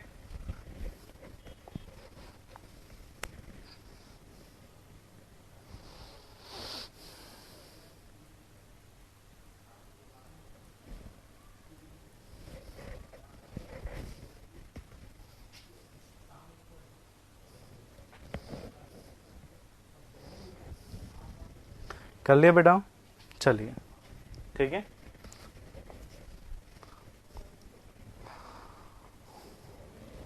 अब थोड़ा आ रहा है फ्लो, धन्यवाद, तुम्हारे पास फ्लो आ गया। हम तो वेट कर रहे थे कि तुम्हारा फ्लो का आएगा कब, हम तो यही वेट कर रहे थे बेटा कि तुम्हारा फ्लो कब आएगा। नोट नंबर फर्स्ट, ठीक है। अब आपके पास यहाँ से जो मेनली क्वेश्चन पूछता है वो क्या रहता है, पहला क्वेश्चन कि डिक्रीजिंग ऑर्डर पूछता है। क्या कहता है, decreasing order of carbon, decreasing order of carbon in iron, ठीक है। आयरन बोले या स्टील बोले कंफ्यूज मत होना, ठीक है, वो दोनों में आपसे खेलता रहता है। Descending order of carbon in iron या फिर स्टील बोले तो कंफ्यूज। रेल की पटरी कौन से आयरन की बनी होती है, रेल की बेटा पटरी की बात कर रहे हैं ना, वो हाई कार्बन की बनी रहती है और उसके अंदर यूज कर लेते हैं आपके पास वेनेडियम, वेनेडियम यूज कर लेते हैं जो आपके पास हार्डनेस को बढ़ा देता है। मतलब कि करते क्या है कि स्टील के अंदर आपके पास कुछ एलॉय मटेरियल होते हैं, उनको ऐड कर देते हैं जिसके कारण से उनकी हार्डनेस बढ़ जाती है, ठीक है। तो वो अकेले आपके पास आयरन नहीं होते, मतलब ये तीन ही आयरन है। जैसे कि मान लो कि ये आपके पास हाई कार्बन है, इसी के अंदर मैं ऐड कर दूंगा किसको, अलॉय को, किसको ऐड कर दूंगा, अलॉय मटेरियल को। तो उस अलॉय के बाद में ये चीजें चेंज हो जाती हैं, ठीक है, इनकी प्रॉपर्टी बिल्कुल चेंज हो जाती है। हाँ तो बोल दो अब, हाँ तो बोल दो बेटा मनमोहन, ठीक है। तो सबसे पहला आपके पास कार्बन कंटेंट किसका था सबसे ज्यादा, बताइए सबसे पहले किसका था, पिग आयरन का। कितना था, कितना था, कितना था, 4 से 5%, ठीक है। उसके बाद किस में था, कास्ट आयरन के अंदर कितना था, 2 से 4। उसके बाद किसमें था, माइल्ड स्टील के अंदर कितना था, 0.1 से 0.3%। और लास्ट में किसमें था, रोट आयरन के अंदर, और कितना था कार्बन, लेस देन 0.1%। बिल्कुल सही। अब थोड़ा लग रहा है फ्लो कि तुम में कुछ स्टील आती है, ठीक है। याद रखना बाकी चीज हर में आयरन है, बाकी चीजें हर में आयरन है, ठीक है, बाकी चीजें हर में क्या है बेटा, आयरन है।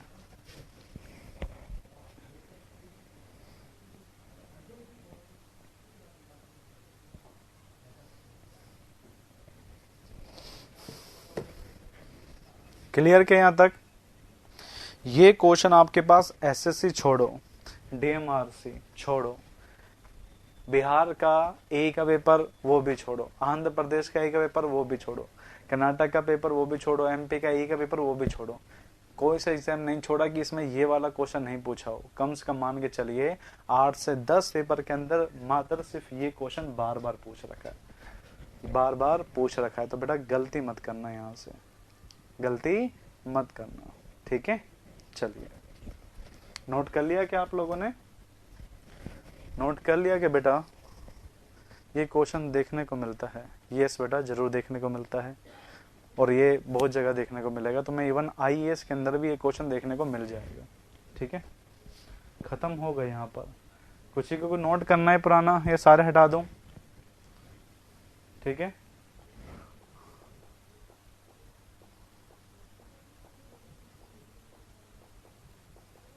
चलिए धन्यवाद। दूसरा आपके पास नोट जो मेनली आपसे पूछ सकता है, ठीक है, क्या कहता है, if carbon contain in steel in steel less than if carbon contained in steel is less than 0.15%, then it's known as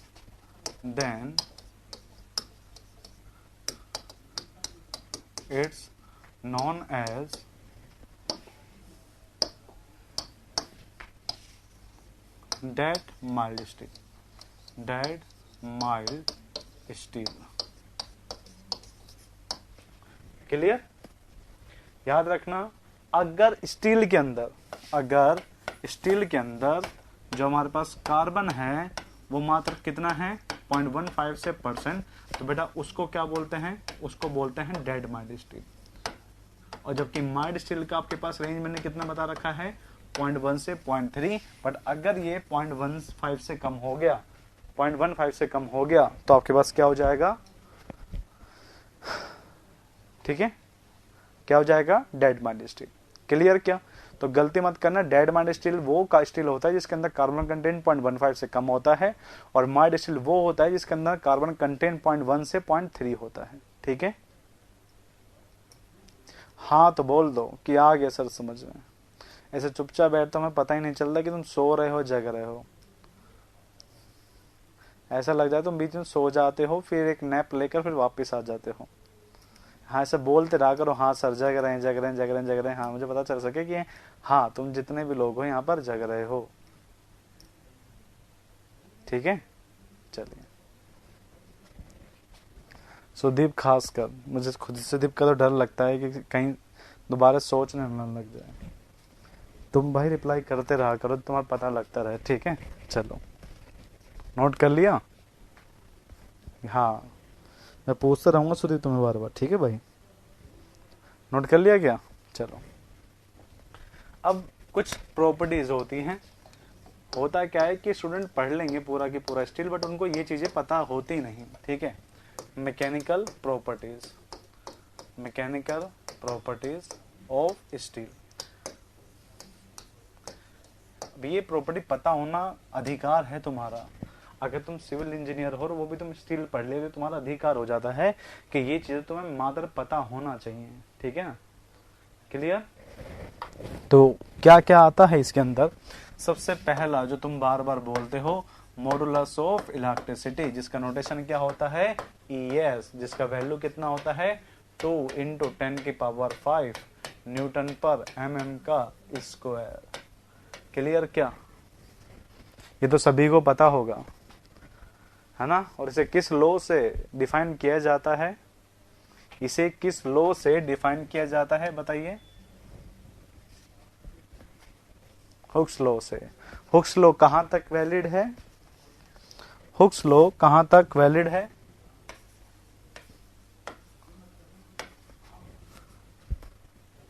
proportional limit तक। बहुत अच्छी बात है। प्रोपोर्शनल लिमिट तक स्ट्रेन कितना होता है स्टील में, ये भी तो पता होना चाहिए। शियर मॉडुलस, जिसे आप G से भी पढ़ते हैं, N से भी पढ़ते हैं और C से भी पढ़ते हैं, ये भी बता दो। हाँ कमाल है सर, पढ़ाते ही बहुत अच्छा है।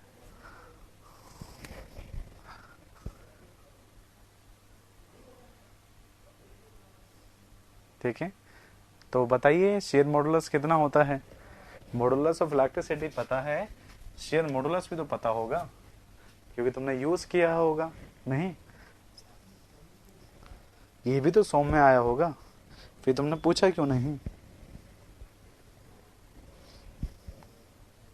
कुछ भी बोल दो, नहीं पता तो फॉर्मूले से इसका फॉर्मूला बता दो। फिर भाई अगर इसका फॉर्मूला है तो इसका भी फॉर्मूला बता दो।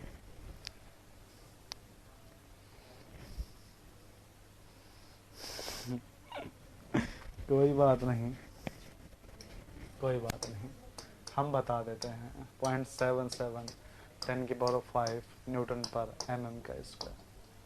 ठीक है, कोई बात नहीं, हम बता देते हैं।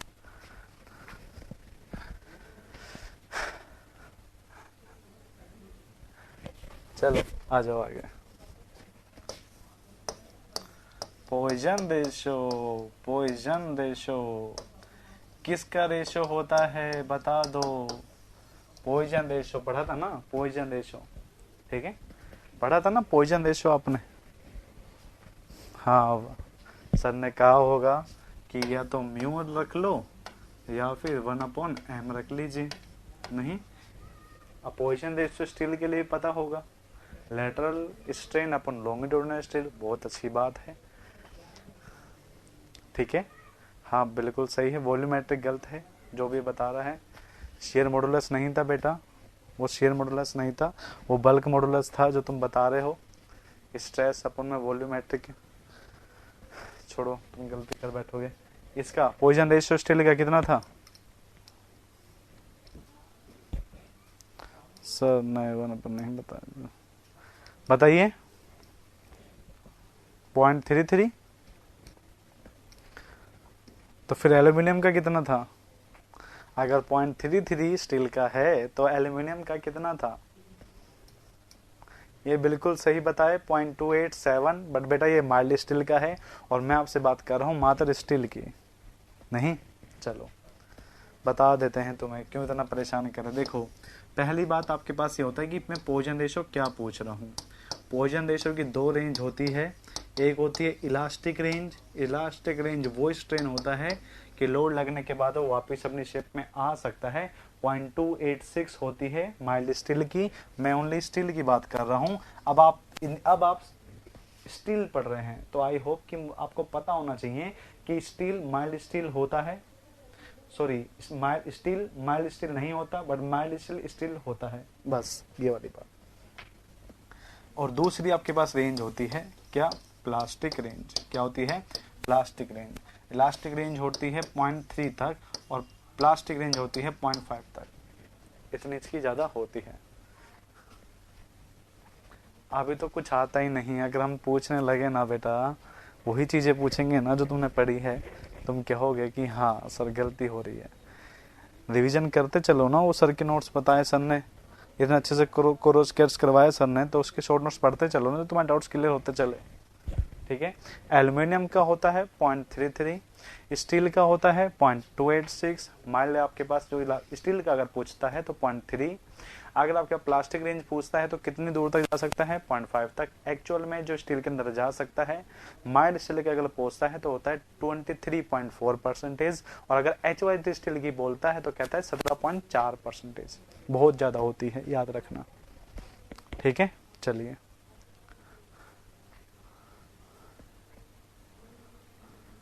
क्या लिखवा दो बेटा जो तुम्हें याद नहीं आता? बताओ मुझे, जो तुम्हें याद नहीं आता।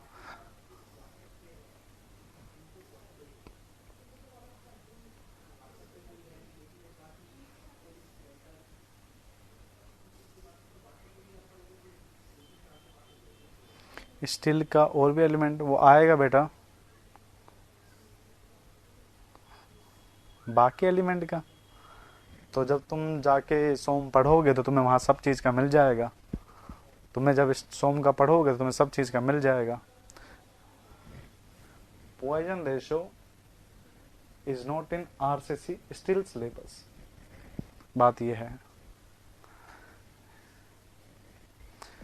जब तुम सोम पढ़ोगे, जब इंजीनियर्स एकेडमी की बुक उठाओगे, तुम्हें उसमें मिल जाएंगी सारी चीजें, ठीक है। ऐसा ज़्यादा परेशान मत होया करो इतना। चलिए, मास डेंसिटी, फोर्थ प्रॉपर्टी, नाम क्या है? Mass density. ये आपको पता होगा कितना होता है?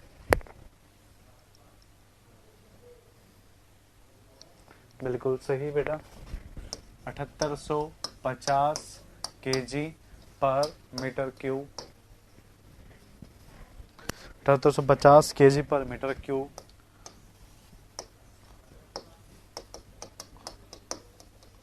Coefficient of thermal expansion, coefficient of thermal expansion, जिसे हम क्या बोलते हैं? अल्फा, कितना होता है बताइए?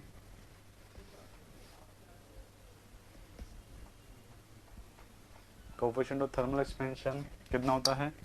12 इंटू 10⁻⁻6 पर डिग्री सेल्सियस, पर डिग्री सेल्सियस।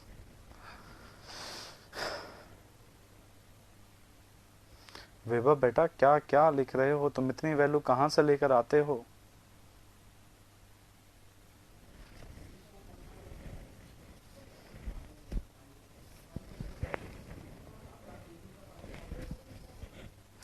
क्लियर? यही पढ़ा था क्या?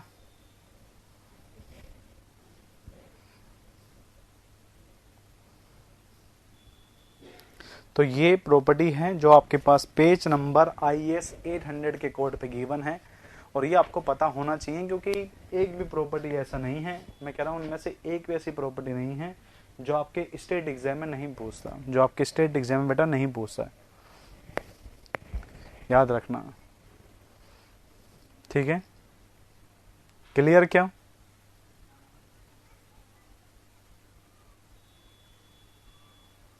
हाँ बेटा, कोड याद करने होते हैं।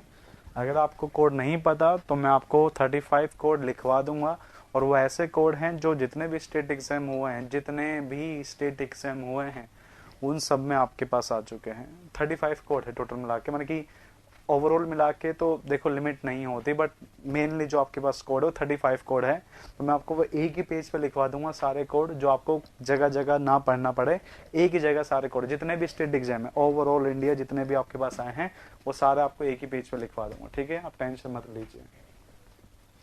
स्टील का, RCC का, अर्थक्वेक का, वाटर टैंक का, कंक्रीट डिजाइन का, आपके एग्रीगेट डिजाइन का, सीमेंट डिजाइन का, टाइप्स ऑफ सीमेंट का, सब मैं आपको सब बता दूंगा, सैम्पलिंग का, सब सारे कोड एक साथ बता दूंगा आपको। तो आप टेंशन मत लीजिए, जिस दिन हमारी लास्ट क्लास होगी बस मुझे याद दिला देना कि सर आपको कल बताना है। ठीक है, आप ही से नंबर लेके क्या करोगे बेटा, पहले डाउट्स तो आने दीजिए तुम्हारे, उसके बाद हम बता देंगे। अभी अभी थोड़ा सब्र रखिए। ठीक है, इसके बाद हम बात करते हैं अलॉय मटेरियल की। इसके बाद हम बात करते हैं आपसे अलॉय मटेरियल। अलॉय मटेरियल बेटा आपके पास क्या होते हैं? ये ऐसे मटेरियल होते हैं जो आपके स्टील की प्रॉपर्टी को, ये क्या होते हैं? एक ऐसे मटेरियल होते हैं जो आपके स्टील की प्रॉपर्टी को चेंज कर देते हैं। जैसे कि अगर मुझे स्ट्रेंथ बढ़ाना है तो मैं वो अलॉय मटेरियल लूंगा जो स्ट्रेंथ बढ़ा सके, अगर मुझे हार्डनेस बढ़ाना है तो मैं वो अलॉय मटेरियल लूंगा जो हार्डनेस बढ़ा सके। तो मैं यहाँ पे कुछ अलग अलग टाइप के आपको क्या बताता जा रहा हूँ, अलग अलग टाइप के अलॉय मटेरियल बताता जा रहा हूँ, साथ में उसकी प्रॉपर्टी बताता जा रहा हूँ। तो जब आपसे पूछेगा कि हार्डनेस बढ़ाना है तो कौन सा डालना है, तो वहां पर आप उसको क्लिक करके आगे बढ़ सकते हो। ठीक है, तो सबसे पहले लिख लो कि अलॉय मटेरियल क्या होते हैं, इसको लिख लीजिए, इसको लिख लीजिए। Material which change the, material, इसको लिख लीजिए साथ में, material which change the steel property, which change the steel property, change the steel property known as, change the steel property known as alloy material, known as alloy material. Clear? Material which change the steel property known as, steel property known as alloy material. ठीक है, अब बस आपको समझने के लिए था kilometre क्या होता है तो लिख देना, ये क्वेश्चन नहीं पूछता आपसे। अब क्या पूछता है वो मैं आपको बताता हूं। ठीक है, सबसे पहला जो आपको याद रखना है अलॉय मटेरियल, वो आपके पास क्या है? कार्बन। सबसे पहला और सबसे important important important important important, मैं कह रहा हूं स्टार नहीं है इसके पीछे के, मैं क्या कह रहा हूं इसके पीछे के स्टार नहीं है कि कितना आता है। ठीक है, हाँ, डेफिनेशन यही थी, डेफिनेशन यही है कि अलॉय मटेरियल वो जो स्टील की प्रॉपर्टी को चेंज कर सके, उन्हें हम अलॉय मटेरियल कहते हैं स्टील के अंदर, उन्हें हम अलॉय मटेरियल कहते हैं स्टील के अंदर। बाकी आप जो नॉन टेक में पढ़ते हैं अलॉय मटेरियल, उसकी मैं बात नहीं कर रहा। स्टील में ऐसे मटेरियल जो स्टील की प्रॉपर्टी को चेंज करते हैं, XYZ कुछ भी हो, उन सब को हम अलॉय मटेरियल कहते हैं। इसमें सबसे पहला नाम आता है कार्बन का। किसका नाम आता है? कार्बन का। तो कार्बन को लेकर आपसे देखो क्या कहता है, कहता है कि जब मैं कार्बन को बढ़ाता हूं तो आपके स्टील की कौन कौन सी प्रॉपर्टी, समझ पा रहे हैं ना? एरो ऊपर मतलब इंक्रीज कर रहा हूं, एरो नीचे मतलब मैं डिक्रीज कर रहा हूं। तो कौन कौन सी प्रॉपर्टी को इफेक्ट देखने को मिलता है? जब मैं पहले गया चे देखने के लिए स्ट्रेंथ पर, तो मुझे क्या पता चला कि जैसे ही मैंने कार्बन कंटेंट बढ़ाया तो मेरा स्ट्रेंथ क्या हो गया, इंक्रीज हो गया। ठीक है, फिर मैं आपके पास गया यहाँ पे इसके हार्डनेस के ऊपर, तो मुझे क्या पता चला कि जब भी आपके पास इसकी स्ट्रेंथ बढ़ी तो साथ में इसकी हार्डनेस भी बढ़ गई। क्लियर। फिर मैं आपके पास यहाँ पे देखने को गया इसके ब्रिटलनेस पर, तो ब्रिटलनेस पे देखने पे गया, ठीक है, तो मुझे आपके पास क्या देखने को मिला कि इसका ब्रिटलनेस भी बढ़ गया। तो मतलब जब मैं कार्बन को बढ़ाता हूं तो क्या क्या चीजें बढ़ती हैं, स्ट्रेंथ बढ़ती है, हार्डनेस बढ़ती है एंड ब्रिटलनेस घटती है। तो यार ऐसा कैसी बात कर रहे हो, कुछ तो चीज होगी जो कम होती होगी। हाँ, कुछ चीज ऐसी भी है जो कम होती है। तो पहला आपके पास जो हमें देखने को मिला, आपके पास डक्टिलिटी क्या हो गई, घट गई। हमारे पास जो टफनेस था वो हमने देखा आपके पास क्या हुआ कि वो टफनेस भी आपके पास क्या हुआ, घट गया। हाँ, टफनेस घटता है, यही बात थी कि स्टूडेंट ने मोस्टली क्वेश्चन गलत कर दिया था 2017 के अंदर। माइल्ड स्टील और कास्ट आयरन के अंदर डिफरेंस पूछा। क्वेश्चन क्या था, ढंग से सुनना। माइल्ड स्टील और कास्ट आयरन के बीच में डिफरेंस पूछा, और डिफरेंस दो स्टेटमेंट को लेकर था। पहले स्टेटमेंट कि कास्ट आयरन का स्ट्रेंथ ज्यादा होता है, तो कास्ट का कार्बन कंटेंट ज्यादा था, माइल्ड का कम था, तो स्ट्रेंथ क्या होगा, बताओ स्ट्रेंथ क्या होगा। जब मैं कास्ट को माइल्ड से कंपेयर करूंगा तो कास्ट कंपेयर का आपके पास स्ट्रेंथ ज्यादा होगा या नहीं होगा, बताइए। ज्यादा होगा, सही बात है। दूसरा पॉइंट कि इसका टफनेस भी ज्यादा होगा। दूसरा स्टेटमेंट क्या था कि कास्ट आयरन का टफनेस माइल्ड के कंपेयर में ज्यादा होगा, गलत बात।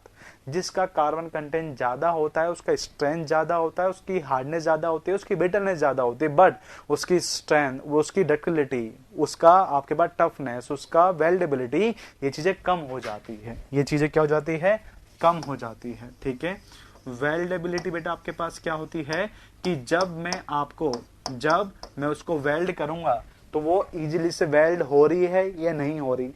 अगर इजीली से वेल्ड हो जाती है तो कहते हैं गुड वेल्डेबिलिटी, और अगर अच्छे से नहीं हो पाती तो क्या कहते हैं, बैड वेल्डेबिलिटी। तो इसमें वेल्डेबिलिटी कम होती है, मतलब कैसे होती है, कम होती है। ठीक है ना।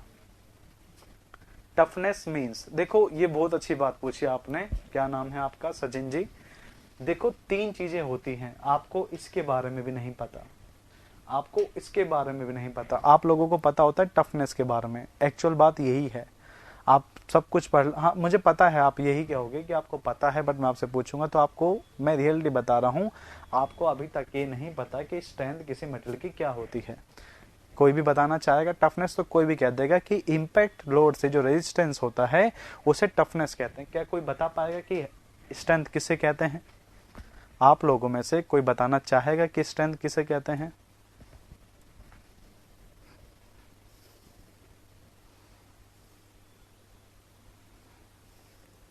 बेटा वो तो बेयरिंग वैल्यू हो गई ना, अगर मैक्सिमम वैल्यू को रोक पा रहा है, या तो फिर वो अल्टीमेट वैल्यू हो गई, स्ट्रेंथ थोड़ी ना कहेंगे, वो तो बेयरिंग वैल्यू हो गई ना।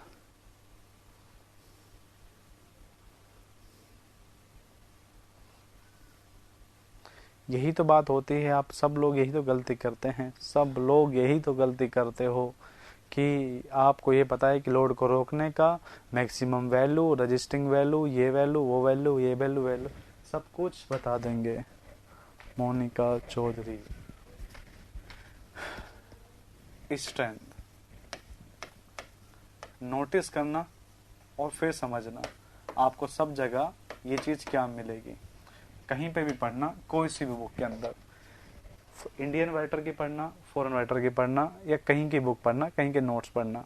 नोट्स में तो नहीं कह सकता, अच्छे बुक्स के अंदर तुम्हें सिर्फ ये देखने को मिलेगा, resistance to gradually loading, resistance to gradually loading is known as resistance to gradually loading is known as strength। याद रखना, जब आपके पास लोडिंग ग्रेजुअली होगी, ग्रेजुअली का मतलब क्या होता है कि आपने 1 मिनट में 4 टन लगाया तो 2 मिनट में वो 8 होंगे, 3 मिनट में वो 12 होंगे, 4 मिनट में वो 16 होंगे, 5 मिनट के अंदर वो 20 तक पहुंच जाएगा। इस टाइप को बोलते हैं ग्रेजुअली लोडिंग। और जो ग्रेजुअली लोडिंग से जो रेजिस्टेंस होता है, ग्रेजुअली लोडिंग का जो रेजिस्टेंस होता है उसे बोलते हैं क्या, उसे बोलते हैं क्या, स्ट्रेंथ। अगर वो ग्रेजुअली लोडिंग कंप्रेसिव वे का है तो कंप्रेसिव स्ट्रेंथ बोलोगे, अगर वो आपके पास टेंसिल वे का है तो टेंसिल बोलोगे, अगर वो टोर्जन वाला लग रहा है तो टोर्जन स्ट्रेंथ कहलाती है। ये बात होती है। पर याद रखना, कभी आप बुक्स पढ़े होंगे तो वहां पर रेट ऑफ लोडिंग, जिसे बोलते हैं ग्रेजुअल लोडिंग, तो रेट ऑफ लोडिंग गिवन होती है, उसी को स्ट्रेंथ बोलते हैं। कभी नोटिस करना, आपने नोटिस नहीं करा होगा। दूसरा आपके पास होता है हार्डनेस। हार्डनेस आपके पास क्या होता है, ये कहलाता है रेजिस्टेंस टू, ये कहलाता है अब्रेशन, या फिर कहलाता है आपके पास abrasion and attrition. Abrasion and attrition. Abrasion का मतलब क्या होता है, रबिंग होती है। क्या होती है, रबिंग होती है between different particle, between different particle. Okay, और जब सेम पार्टिकल के बीच में होती है, ठीक है, जब ये रबिंग है सेम पार्टिकल के बीच में होती है, रबिंग बिटवीन सेम पार्टिकल, तो किसके बीच में होती है, आपके पास एट्रिशन कहलाता है। अगर ये नहीं आता ना, अगर मान लो ये नाम आपके पास नहीं आता तो इसकी जगह आपको देखने को मिलेगा वियर और टियर। वियर, क्या देखने को मिलेगा, वियर और टियर। याद रखना, अगर ये नाम भी नहीं आता ना तो आपको देखने को मिलेगा वहां पे सडन लोडिंग। क्या देखने को मिलेगा, सडन लोडिंग। क्लियर। और ये ऊपर नहीं होता ना, ये ऊपर नहीं होता, ये वाला ये ऊपर नहीं होता। यहां पे लिख रहा हूं, टफनेस भी देख लेना। टफनेस आपके पास क्या होता है, resistance to impact loading, impact loading. अब डिफरेंस याद रखना कि सडन और इम्पैक्ट में क्या होता है। सडन का मतलब आपके पास क्या होता है, सेकंड वलाल की, क्या पता नहीं क्या लिखा है, क्या लिखा है, अब्रेशन और एट्रिशन।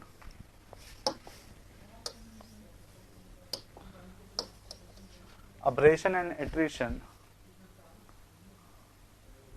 अब्रेशन एंड एट्रिशन, हाँ अब्रेशन एंड एट्रिशन है, ठीक है। ABRASION और ATTRISION, ठीक है। हाँ, हार्डनेस बेटा होता है अब्रेशन और एट्रेशन, या फिर वियर और टियर, या फिर सडन लोडिंग। इस टाइप की लोडिंग में जो रेजिस्टेंस देखने को मिलता है उससे आपके पास क्या बोलते हैं, हार्डनेस। सर वेल्डेबिलिटी एक बार और समझाना, इजीली नहीं हो पाएगा इसमें। बेटा वेल्डिंग करते हैं ना, वेल्डिंग अगर आप कर पा रहे हो तो वेल्डेबिलिटी, हो पा रहा है तो अच्छा हो रहा है, वो वेल्डिंग नहीं हो पा रहा तो बेटा नहीं है, ठीक है। नाम देखो ना, वेल्ड एबिलिटी, वेल्ड होने की क्षमता क्या कहलाएगा, वेल्डेबिलिटी। डिक्रीज होता है कार्बन को बढ़ाने पर, ठीक है। चलिए आगे पढ़ते हैं। देखो मैं आपसे पास, ये तो जस्ट नॉलेज के लिए था, या आप साइड में लिखना, नोट्स के बीच में मत लिखना। सडन और इम्पैक्ट में डिफरेंस देखो, ये है, ये क्या है, ये आपके पास क्या है, ये सडन है, और यहां से अगर आप इसको ऐसे मार रहे हैं तो ये इम्पैक्ट है। मतलब समझ पा रहे हो, सडन लोडिंग के अंदर ओनली ग्रेविटी फॉल होता है, इम्पैक्ट के अंदर applied plus gravity, applied plus gravity. Clear, क्या क्लियर हुआ क्या, कि अगर सडन लोडिंग है तो ओनली ग्रेविटी लोड पे वो फॉल होगा, है ना, और अगर आपके पास इम्पैक्ट लोड है तो अप्लाइड प्लस ग्रेविटी लोड को अप्लाई करते हैं। क्लियर ना, हाँ। मतलब कि तुम्हारे ऊपर ईंट गिर गया गलती से तो सडन लोडिंग, तुम किसी को ईंट मार रहे हो तो वह इम्पैक्ट होगा, ठीक है। और इम्पैक्ट ज्यादा हार्मफुल होती है, देखना कभी नोटिस, सॉरी मत देखना नोटिस करके, ठीक है। चलो अब ये बताइए मुझे कि अगर मैं कार्बन को, देखना यहां से चीज ढंग से देखना, अगर मैं कार्बन को कम करता हूं तो स्ट्रेंथ क्या होगा? तुम रहन दो, तुम कहीं गलत कर दोगे, क्या होगे, सर ने ऐसे ही बताया था। दूसरी प्रॉपर्टी कि भाई कार्बन को मैं अगर कम कर रहा हूं तो मेरा स्ट्रेंथ क्या होने वाला है? बताओ, स्ट्रेंथ क्या होने वाला है? हाँ, वाइस वर्सा, बिल्कुल सही, समझदार हो। स्ट्रेंथ क्या होने वाला है? कम होने वाला है। हार्डनेस क्या होने वाला है? हार्डनेस क्या होने वाला है? कम होने वाला है। ब्रिटलनेस क्या होने वाला है? कम होने वाला है। तो भाई बढ़ने वाला क्या है? तो बढ़ने वाला आपके पास क्या है भाई? डक्टिलिटी बढ़ जाएगा। दूसरी बात, आपके पास जो टफनेस है वो आपके पास क्या हो जाएगा? वो भी बढ़ जाएगा। और जो आपके पास वेल्डेबिलिटी था, वो भी आपके पास क्या होगा? बढ़ जाएगा। क्लियर हुआ क्या? क्लियर हुआ क्या? बताओ बेटा, क्लियर हुआ क्या? क्लियर?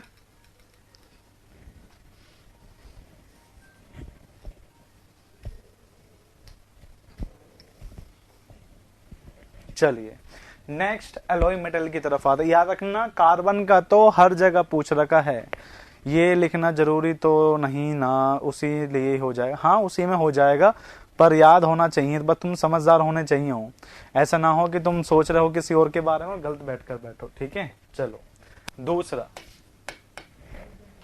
ठीक है, दूसरा आपके पास होता है बेटा क्रोमियम। ठीक है, क्या होता है? क्रोमियम। क्या होता है? क्रोमियम होता है। क्रोमियम दो चीजों को बढ़ाता है। पहला चीज तो बढ़ा रहा है आपके पास इंक्रीज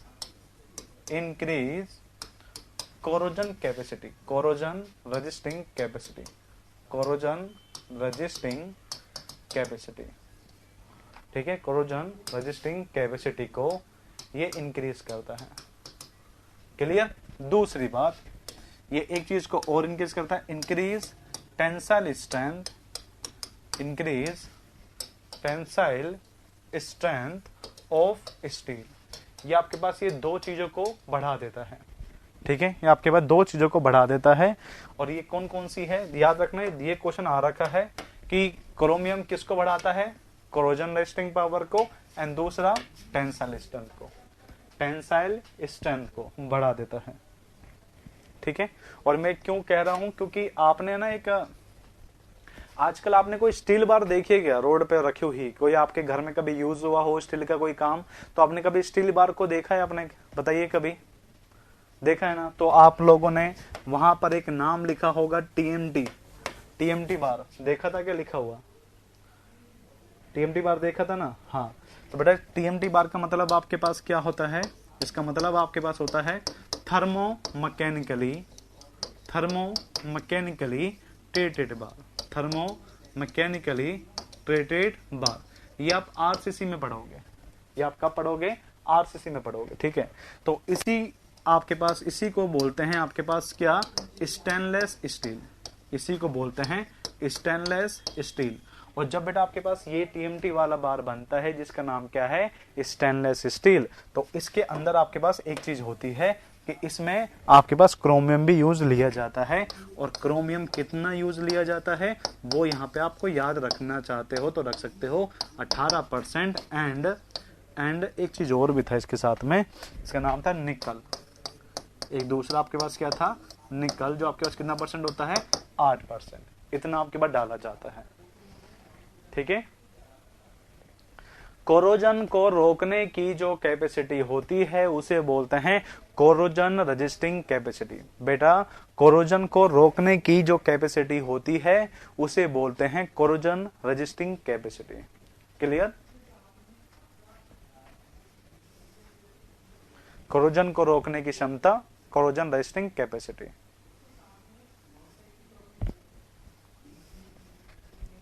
हाँ तो बोल दो कि हाँ सर आ गया।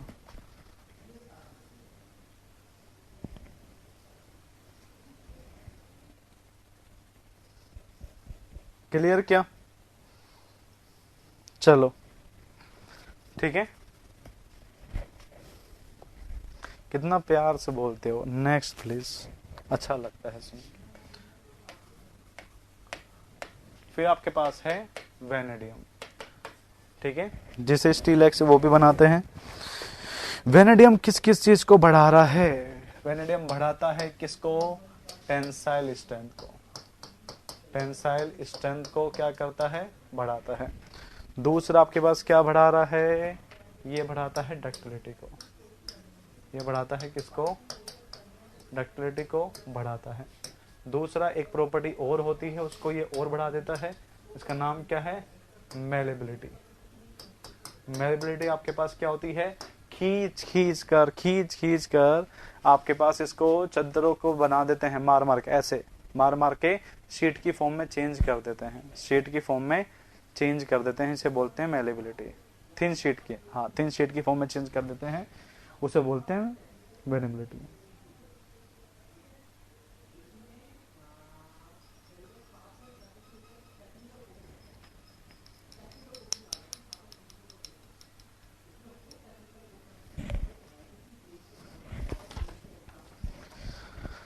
ठीक है, बस एक और याद रख लो, नहीं तो ये वाले तो कभी खत्म होते ही नहीं। ठीक है, मैग्नीज, ठीक है, मैग्नीज इंक्रीज करता है किसको? टेंसाइल स्ट्रेंथ को। टेंसाइल स्ट्रेंथ को, हार्डनेस को, और एक चीज आपके पास और था जिसका नाम क्या है? ब्रिटलनेस को।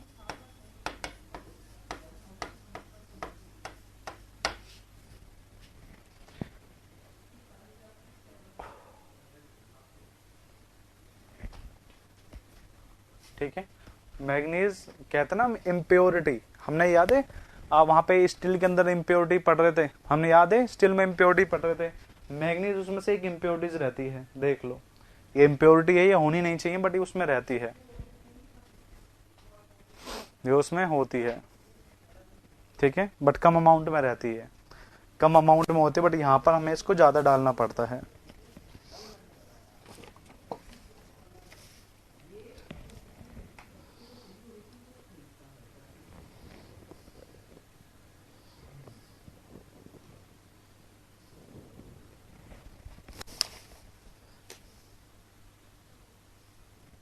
लिख लिया बेटा?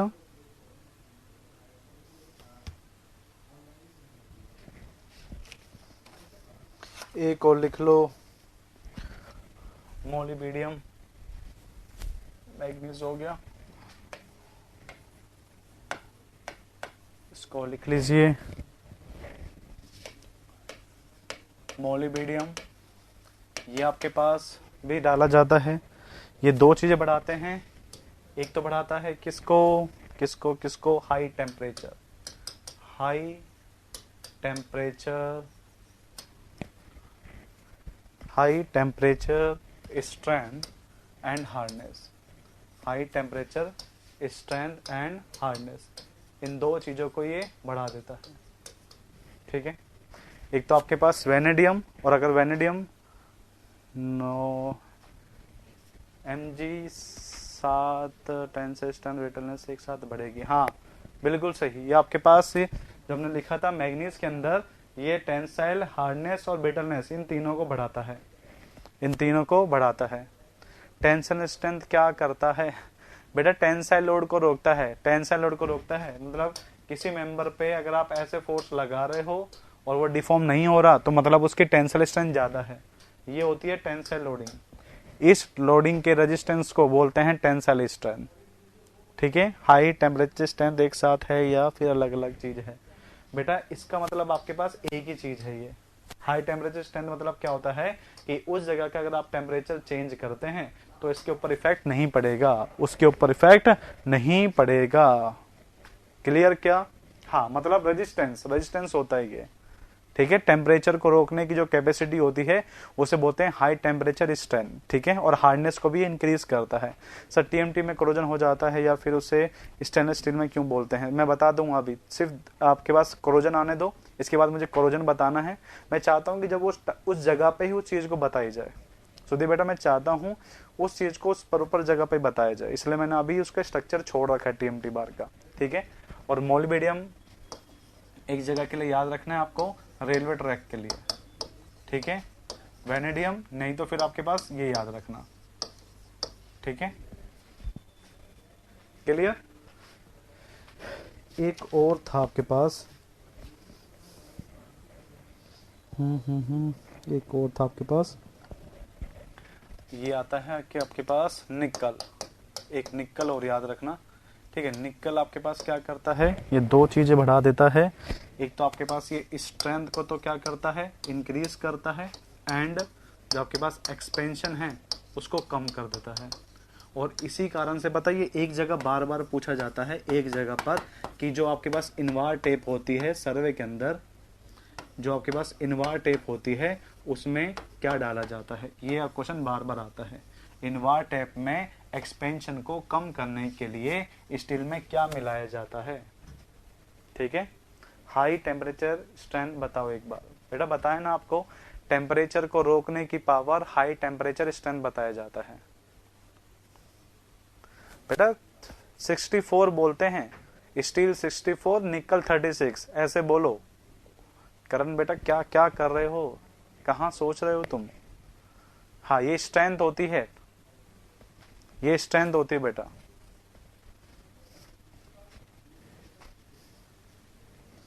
क्लियर।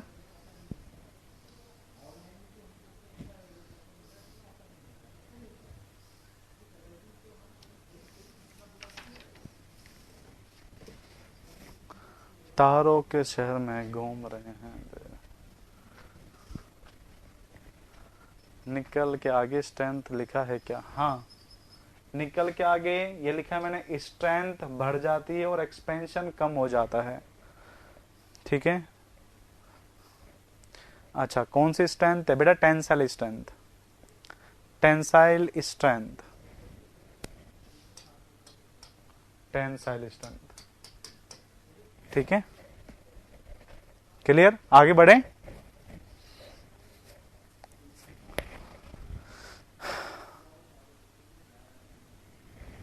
नोट कर लिया क्या आप लोगों ने, ठीक है।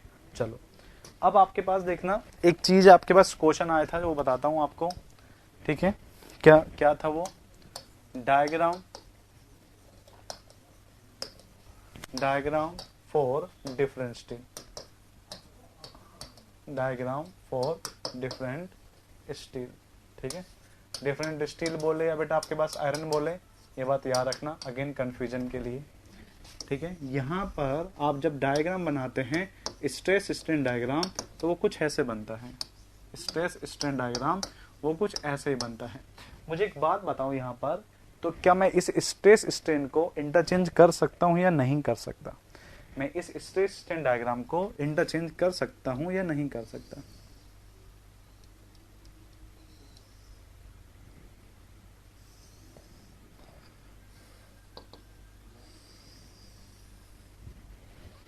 बताइए क्यों नहीं कर सकता।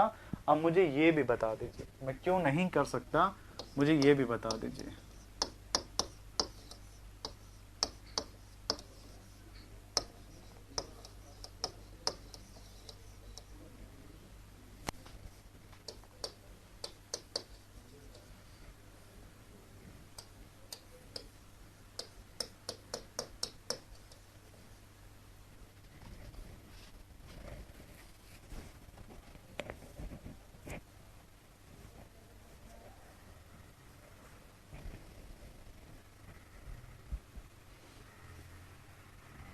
बिल्कुल सही लिखा है सचिन ने, बिल्कुल सही लिखा है।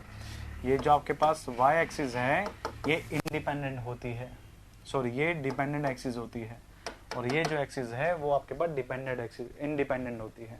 मतलब x जो है वो आपके पास कैसी होती है, इंडिपेंडेंट, और जो आपके पास स्ट्रेस है वो कैसी होती है आपके पास डिपेंडेंट। क्लियर। इसी कारण से जब भी आपके पास कोई y एक्सिस पे कंपोनेंट होगा वो हमेशा कौन सा होगा, मान के जो x एक्सिस पे जो कंपोनेंट होगा वो हमेशा कौन सा होगा, इंडिपेंडेंट, और y पे जो कंपोनेंट होगा वो हमेशा कौन सा होगा, डिपेंडेंट होगा। क्लियर क्या, याद रखना जो आपके पास x एक्सिस में जो कंपोनेंट होगा वो कौन सा होगा, इंडिपेंडेंट होगा, और y में हमेशा कौन सा होगा, डिपेंडेंट वाला। क्लियर। अब आपके पास ये 3 डायग्राम बनाए थे, ठीक है, और एग्जाम में क्या पूछ रखा था, PQR, तो आपके पास मैच करना था इस PQR डायग्राम को कास्ट, माइल्ड और रोड से, तो आप मैच कर पाओगे। जो सबसे ऊपर वाला जो डायग्राम है वो किसका है, कास्ट का है, और ये जो डायग्राम है तो आपका फेमस डायग्राम है किसका है, माइल्ड स्टील का, और ये किसका है आपके पास, रोट आयरन का। ठीक है, क्लियर। दूसरी बात, अगर हम बात करें, ठीक है, अगर हम बात करें इस पॉइंट की, इसे बोलते हैं लोअर यील्ड, इसे क्या बोलते हैं, लोअर यील्ड, और लोअर यील्ड पे जो वैल्यू होती है उसे हम क्या बोलते हैं, यील्ड स्ट्रेस। क्या बोलते हैं, यील्ड स्ट्रेस। ठीक है, और आपके पास क्या होता है कि जो आपके पास यील्ड स्ट्रेस है, यहीं पर ही स्टील को डिजाइन किया जाता है। स्टील को अगर डिजाइन किया जाता है तो किस पे किया जाता है, यील्ड स्ट्रेस पर। और वो क्यों किया जाता है, वो क्यों किया जाता है, ड्यू टू सर्विसेबिलिटी क्राइटेरिया। क्यों किया जाता है, due to serviceability criteria.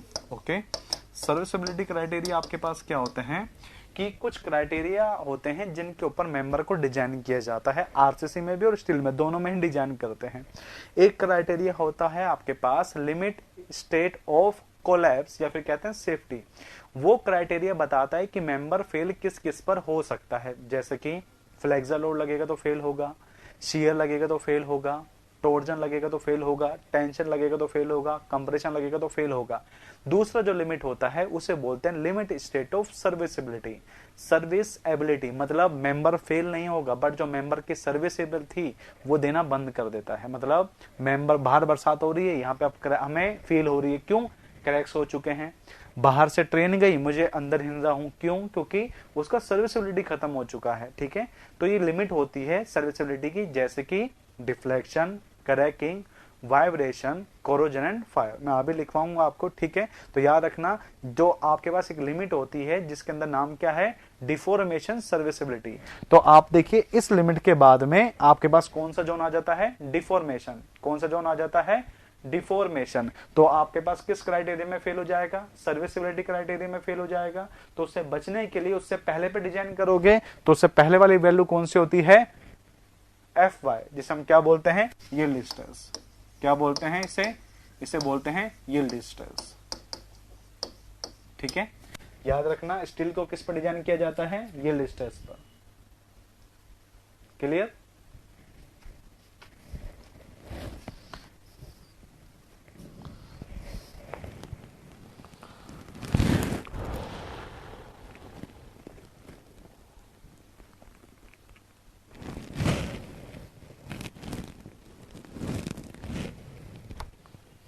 Clear क्या बेटा,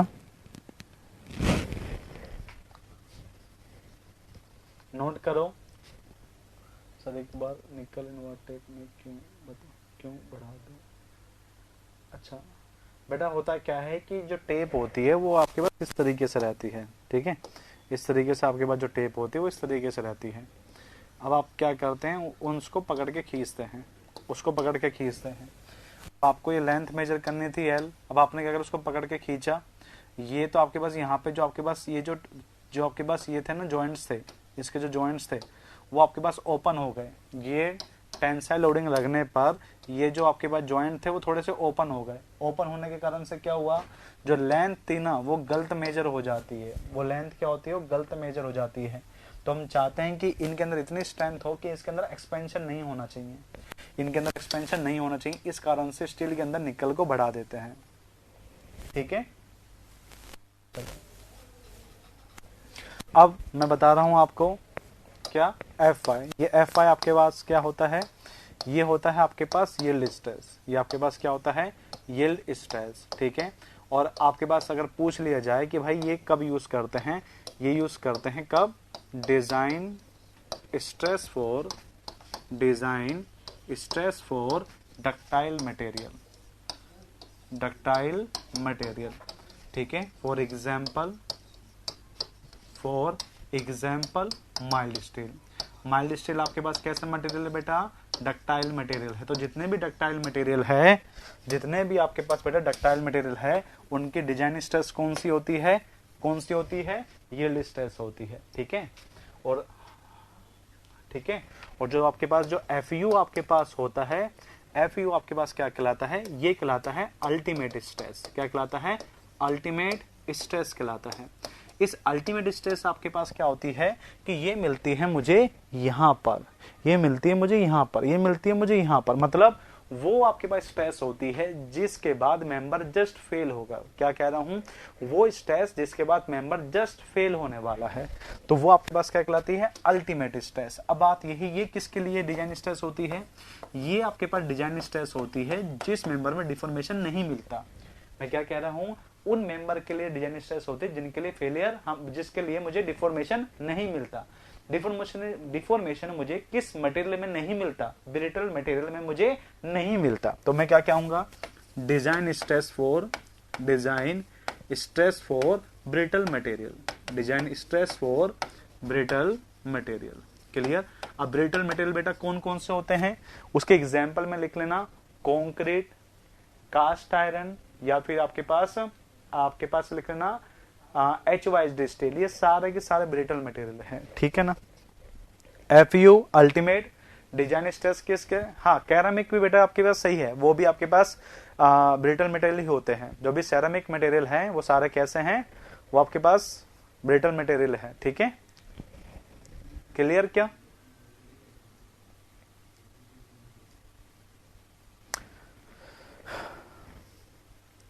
याद रखना इंटरचेंज इस क्वेश्चन को नहीं कर सकते, ठीक है। इंटरव्यू में पूछ रखा था, इसरो के इंटरव्यू में पूछ रखा था, इसको आप एक्सप्लेन करिए, फिर पूछ रखा था एक्सप्लेन, इसको इंटरचेंज कर सकते नहीं कर सकते, क्योंकि इंडिपेंडेंट होते हैं वो डिपेंडेंट होती है इस कारण से, ठीक है। एग्जाम्पल बेटा बताए ना, कॉन्क्रीट, कास्ट आयरन और HYSD स्टील, ये लिख लीजिए।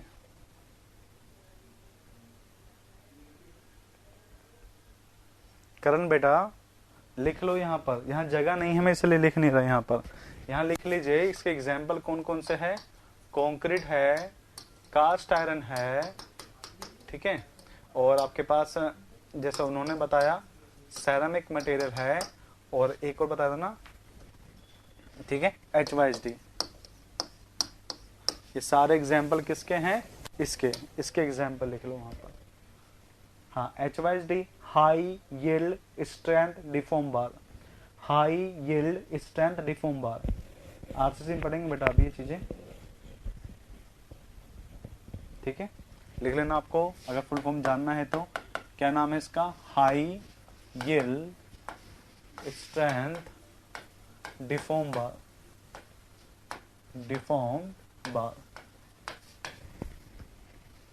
ठीक है। कोई बात नहीं, हम दोबारा बता देंगे, तुम्हारे लिए तो है बेटा, यहाँ पर तुम्हारे लिए ही तो है, दोबारा बता देंगे, क्या दिक्कत है।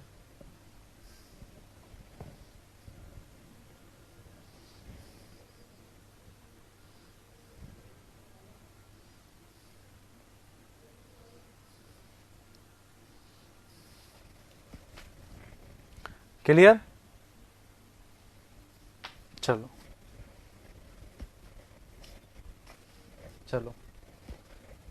अब यहां देखो बेटा, जो आपके पास माइल्ड स्टील है ना, इसका जो कार्बन कंटेंट है वो रोड से आपके पास क्या होता है, ज्यादा होता है। बात ये भी तो है ना कि आपके पास जो स्टील स्ट्रक्चर है वो माइल्ड स्टील से ही क्यों बनता है, वो माइल्ड स्टील से क्यों बनता है, क्योंकि देखो माइल्ड स्टील के जो कार्बन कंटेंट है वो आपके पास रोड से तो क्या होता है, ज्यादा होता है, और जो कास्ट आयरन है उससे आपके पास क्या होता है, कम होता है।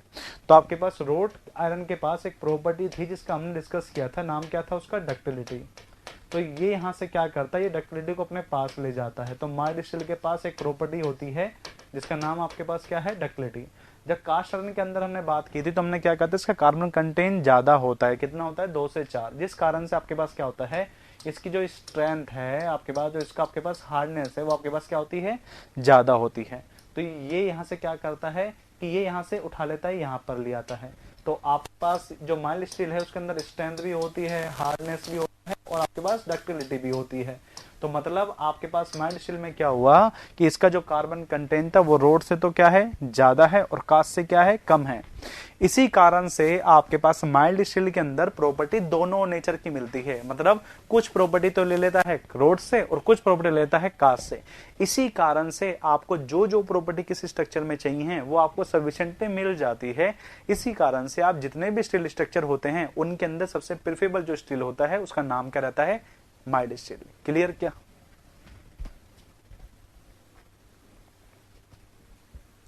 इधर उधर क्यों गए सचिन बेटा?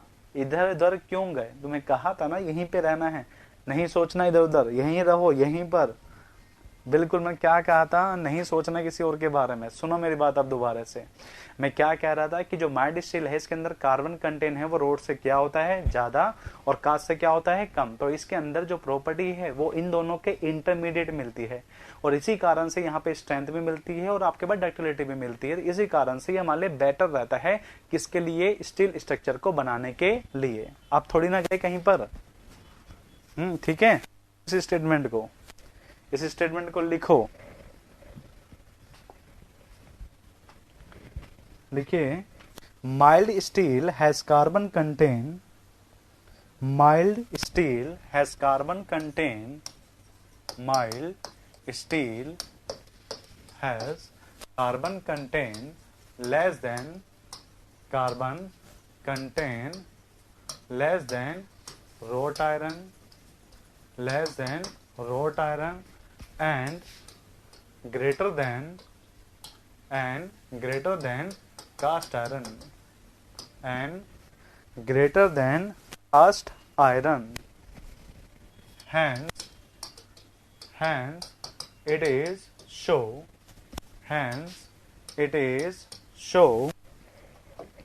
properties of, it show properties of both the material, properties of both the material,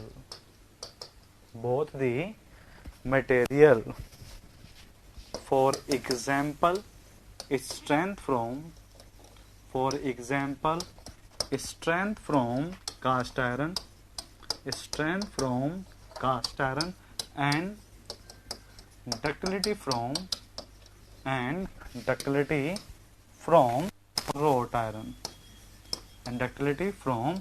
wrought iron,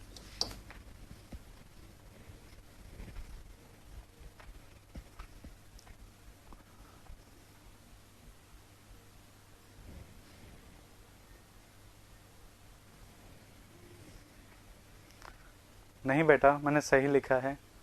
L के नाम क्या है तुम्हारा बेटा?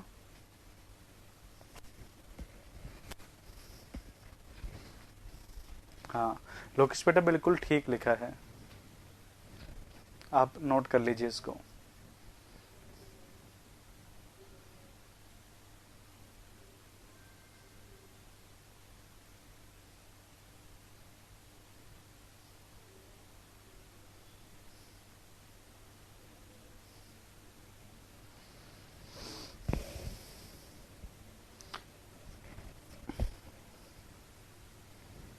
आप इसलिए कंफ्यूज हो गए क्योंकि मैंने पहले बताया है रोड के बारे में, सेकंड बताया कास्ट के बारे में। अगर मैं यहाँ से इस चीज को हाइड कर देता, तो मेरी लाइन गलत हो जाती, ये मेरी लाइन बिल्कुल गलत हो जाती, क्योंकि मैंने पहले ही रोड बताया है तो वो स्ट्रेंथ नहीं देता, सेकंड पे कास्ट बताया जो मैंने इसलिए इसको स्पेसिफाई कर लिखा, hence show the both the material that means strength from cast iron and from wrought iron। इससे मैंने इसको पूरे स्पेसिफाई करके लिखा है। ठीक है बेटा, कोई बात, तुम लिख लो, ठीक है, अच्छी बात है, कोई गलती हो तो बता दिया करो, बट अभी ठीक है लाइन, है ना। चलिए,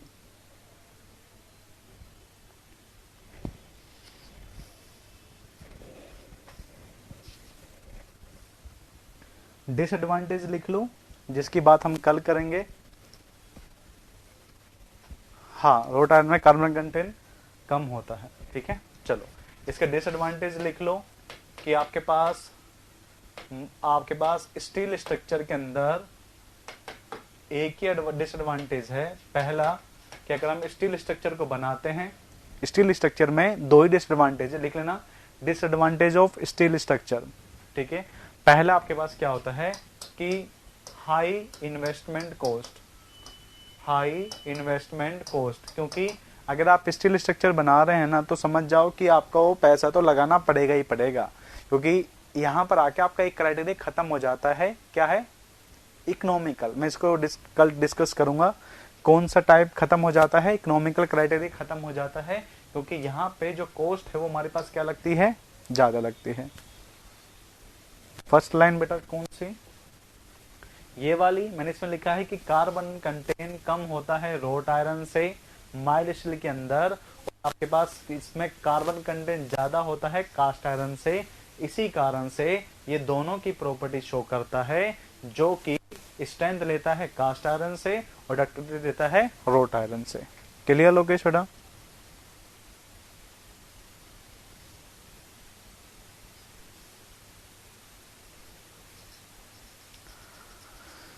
ठीक है, चलो। और दूसरा आपके पास लिख लो कोरोजन, और मैं कल यहां से डिस्कस करूंगा इस कोरोजन से, यहाँ पे डिस्कस करूंगा मैं कोरोजन से, और चैप्टर नंबर फर्स्ट हम स्टार्ट कर देंगे। इसका नाम क्या होगा, कनेक्शन। अभी तक तो बेटा बेसिक चल रहा है। माइल्ड स्टील में कार्बन कंटेंट कम होता है रोट आयरन से। यस, देख लो देख लो देख लो देख लो देख लो देख लो, ये देखो, कार्बन कम है तो स्ट्रेंथ इसका कम है, इसका कार्बन कंटेंट ज्यादा है तो इसकी स्ट्रेंथ ज्यादा है, कार्बन सबसे ज्यादा है तो स्ट्रेंथ उससे भी ज्यादा है। ठीक है, और मैंने आपको लिखवाया भी है इंट्रोडक्शन के अंदर, देखो वहां पर रोट आयरन में कार्बन कंटेंट 0.1 से कम होता है और माइल्ड स्टील के अंदर 0.1 से 0.3 होता है। तभी कहता हूं मत सोचा करो किसी और के लिए। ठीक है, चलो कल डिस्कस करेंगे। उससे पहले कहाँ चले गए, कैंसिल।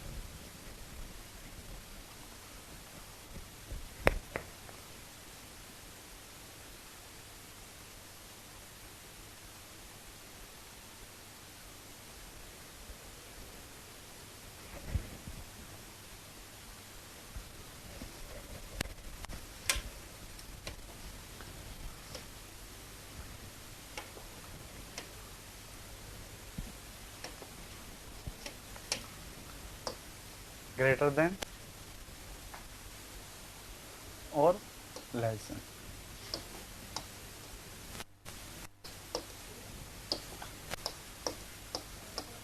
ठीक है,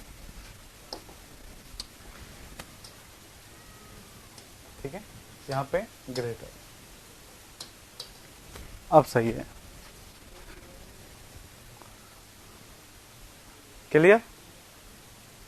हाँ, ये चीज बोला सही था, लिखा कुछ और है, मैंने कि वो ग्रेटर और लेस में वो कर दिया।